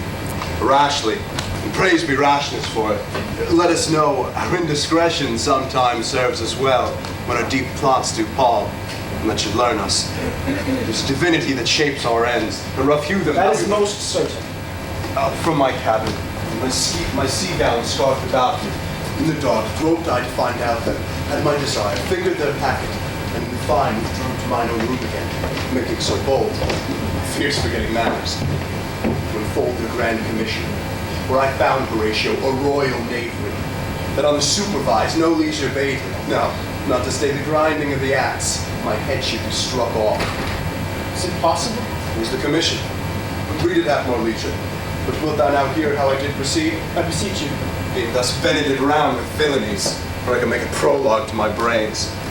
They had begun the play, and sat me down, devised a new commission, wrote it fair. Wilt thou know the effect of what I wrote? Aye, goodbye, lord. An earnest conjuration from the king, as England was his faithful tributary. This on the view and knowing of these contents, without debatement further, more or less, he should those bears put to sudden death, not shriving time allowed. How was this sealed, my lord? Why, even that was heaven ordered it. I had my father's signet in my purse, which was the model of that Danish seal. Folded the writ up in the form of the other, subscribed it, gave it the impression, placed it safely. The changeling never known. Now the next day was our sea fight. And what is that sequence thou knowest already? So Rosencrantz and Guildenstern go to it. Why, man, they did make love in this employment. They're not near my conscience. Their defeat does by their own insinuation grow. Why, what a king is this? It's not. Think thee, stand me now upon. He that hath killed my king, born my mother, hopped in between the elections and my hopes, thrown out his anger with my proper life. And such cozenage. Is it not perfect conscience to quit him at this arm? It should be quickly known to him from England. The issue of business is there. Will be short. The interim's mine. And a man's life is no more than to save it one. I'm very sorry, good Horatio, that to Laertes I forgot myself. Upon the viewing of my cause, I see the portraiture of his, and court his favors. In short, the bravery of this Greek did send me to a towering passion. Peace, who comes here? Your lordship is right. Welcome back to Denmark. I humbly thank you, sir. My lord, his majesty bade me signify to you that he hath laid a great wager on your head. Sir, this is the matter. Here is newly come to court Laertes, an absolute gentleman, full of most excellent differences, a very soft society, and great show. Sir, his definement suffers no perdition in you. But in the verity of extolment, I take him to be a soul of great heart. You're not ignorant of what excellence Laertes is like. I dare not confess that, lest I would compare with him in excellence. But to know a man well is to know himself. I mean, my lord, for his weapon. But in the imputation laid on him by then, in his meed, he's unfellowed. What's his weapon? Rapier and dagger. It's two of his weapons. The king, sir, hath wagered with him 6 Barbary horses, against the which he has impawned, as I take it, 6 French rapier and poniards, with their signs as girdle, hangers, and so. The king, sir, hath laid, sir, that in a dozen passes between yourself and him, he shall not exceed you 3 hits. He hath laid on 12 for 9, but it would come to immediate trial of your lordship, would vouchsafe the answer. How if I answer no? I mean, my lord, the opposition of your person at trial. Let the foils be brought, the gentleman willing, and the king holds his purpose. I will win for him, and I can. If not, I shall gain nothing but my shame in the odd hits. I commend my duty to your lordship. Yours. The flapper runs away with a shell on his head. He did comply, sir, with his dug before he sucked it. My lord, His Majesty commanded him to you by young Osric, who brings back to him that you attend him in the hall. He sends to know if your pleasure will play with Laertes, or that you will take all the time. I am constant to my purposes. They follow the king's pleasure. If his fitness speaks, mine is ready now or whensoever, provided I be so able as now. The king and queen and all are coming down. Happy time.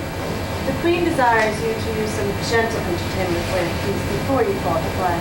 She well instructs me. You will lose, my lord. I do not think so. Since he went into France, I've been in continual practice, and I shall win at the odds. Let's not think how ill all hear about my heart, but it is no matter. Nay, good my lord. It is but foolery.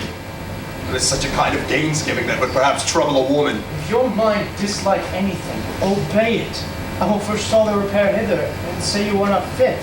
No, not a whit. We defy arguing. There is a special providence in the fall of a sparrow. If it be now, it will not come.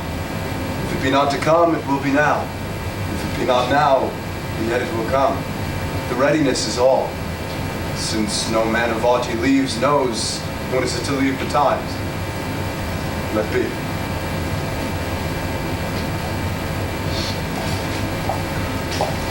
Come, Hamlet. Come and take this hand from me. Give me your pardon, sir. I've done you wrong. But pardon it as you are a gentleman. This presence knows, and you must needs have heard, how I am punished with a sore distraction. What I have done that your honor, nature, and excitement roughly awake, I here proclaim was madness. Sir, in this audience, let my disclaiming from a purposed evil free me so far in your most generous thoughts that I have shot my arrow over the house and hurt my brother. I am satisfied in nature, whose motive in this case should stir me most to my revenge. But in terms of honor, I stand aloof and will no reconcilement. Till, by some elder masters of known honor, I have a voice and a precedent of peace to keep my name ungored. Until that time, I do receive your offered love, like love, and will not wrong it. I embrace it freely, and with his brother's wager frankly play. Give us the foils, come on. Come, one for me. I'll be your foil, Laertes. In mine ignorance, your skill shall, like a star in the darkest night, stick fiery off indeed. Ha! You mock me, sir. No, by this hand. Give them the foils, young Osric. Cousin Hamlet, you know the wager? Aye, my lord. Your grace has placed the odds the weakest side. I do not fear it. I have seen you both, but since he is the better, we therefore have odds. This is too heavy. Let me see another. Slights me well. These foils have all a length. Aye, my good lord. Set me the stoops of wine upon that table. If Hamlet give the first or second hit, or quit in answer of the third exchange, let all the battlements their ordnance fire. The king shall drink to Hamlet's better breath, and in the cup an union shall he throw, richer than that which 4 successive kings in Denmark's crown have worn. Give me the cups, and let the kettle to the trumpet speak, the trumpet to the cannoneer without, the cannons to the heaven to earth. Now the king drinks to Hamlet. Come, begin, and you the judge, bear a wary eye.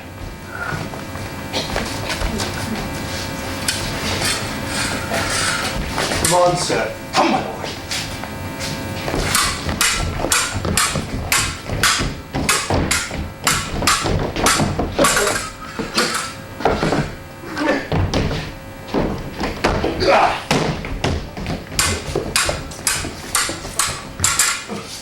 One! No! Judgment. A hit. A very palpable hit. Well, again. Stay, give me drink.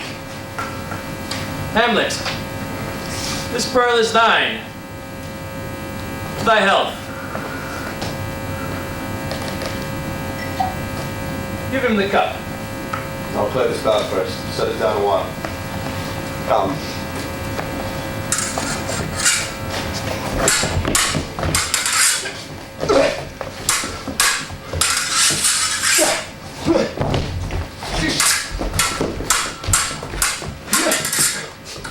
Another hit, what say you? A touch. I do confess. Our son shall win. He's fat and scant of breath. Oh, here, Hamlet, take my napkin, wipe the brows. The queen carouses to thy fortune, Hamlet. Good, madam. Gertrude, do not drink. I will, my lord. I pray you pardon me. It is the poisoned cup. It is too late. I dare not drink yet, madam. By and by. Let me wipe thy face. My lord, I'll hit him now. I do not think it. Yet it is almost against my conscience.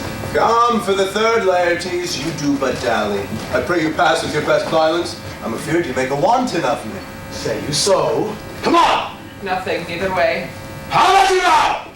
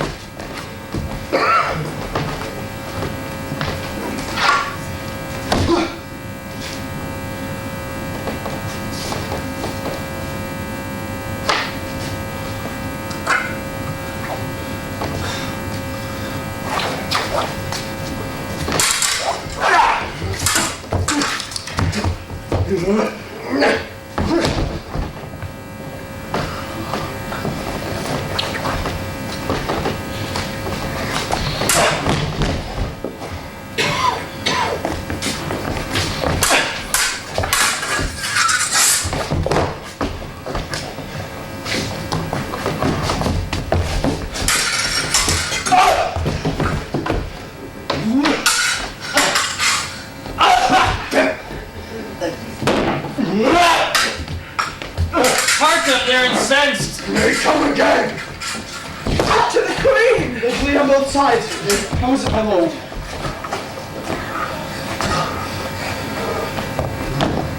How is it, Laertes? Like a woodcock to mine own spring, Josric.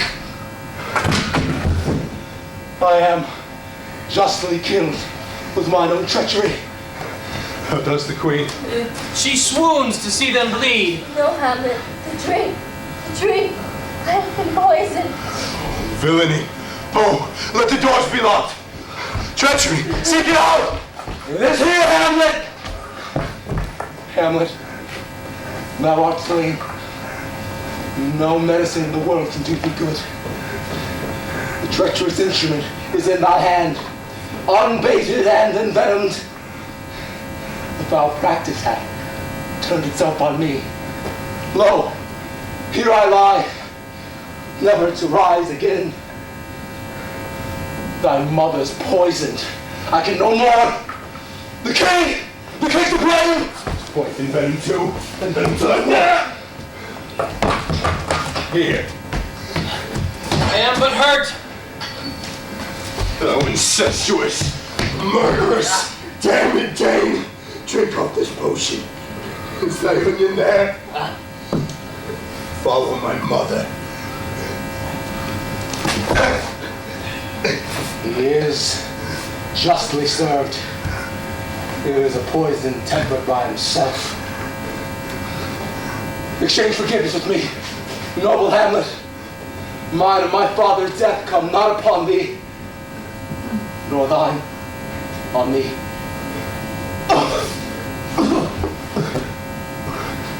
Heaven make thee free of it. I follow thee. Horatio, I am dead. Wretched queen, adieu. You that look pale, that tremble at this chance, that are but mutes or audience to this act. Had I but time, as this fell sergeant, death is strict in his arrest. Oh, I could tell you, but let it be. Horatio, I am dead. Thou livest. Report me and my right to the unsatisfied. Never believe it. I'm more antique Roman than a Dane. Could use some liquor left. Is thou art a man? Give me the cup. Let go, by heaven. I'll have it. Oh, God, Horatio. with a wounded name, things standing thus unknown, shall I live behind me. If thou didst ever hold me in thy heart, absent thee from felicity a while, and in this harsh world, draw thy breath in pain to tell my story. What warlike noise is this? Young Fortinbras with conquest come from Poland, to the ambassadors of England give this warlike volley. Oh, I die, Horatio. This potent poison quite overgrows my spirit. I cannot live to hear the news from England. I will prophesy the election lights on Fortinbras. He has my dying voice. So tell him that the occurrence, more or less, which I've solicited, the rest is silence.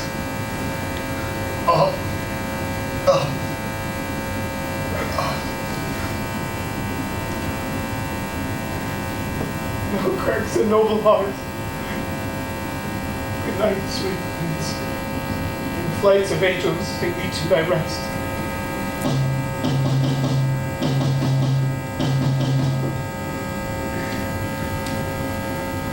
Why does the drum come hither? Where is the sight? What is it you would see? In thought of woe or wonder, cease your search. This glory cries on havoc. Oh, proud death. What feast is told in thine eternal self?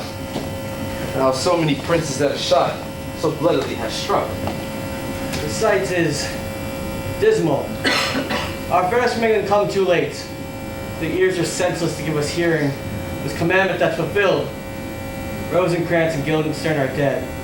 Where do we have our thanks? From his mouth had it the ability of life to thank you. And he never gave commandment for their death. But since so jump upon this bloody question that you from the Polak wars and you from England are here arrived, order to these bodies be placed high in a stage to the view. You can speak to the yet unknown world how these things came about.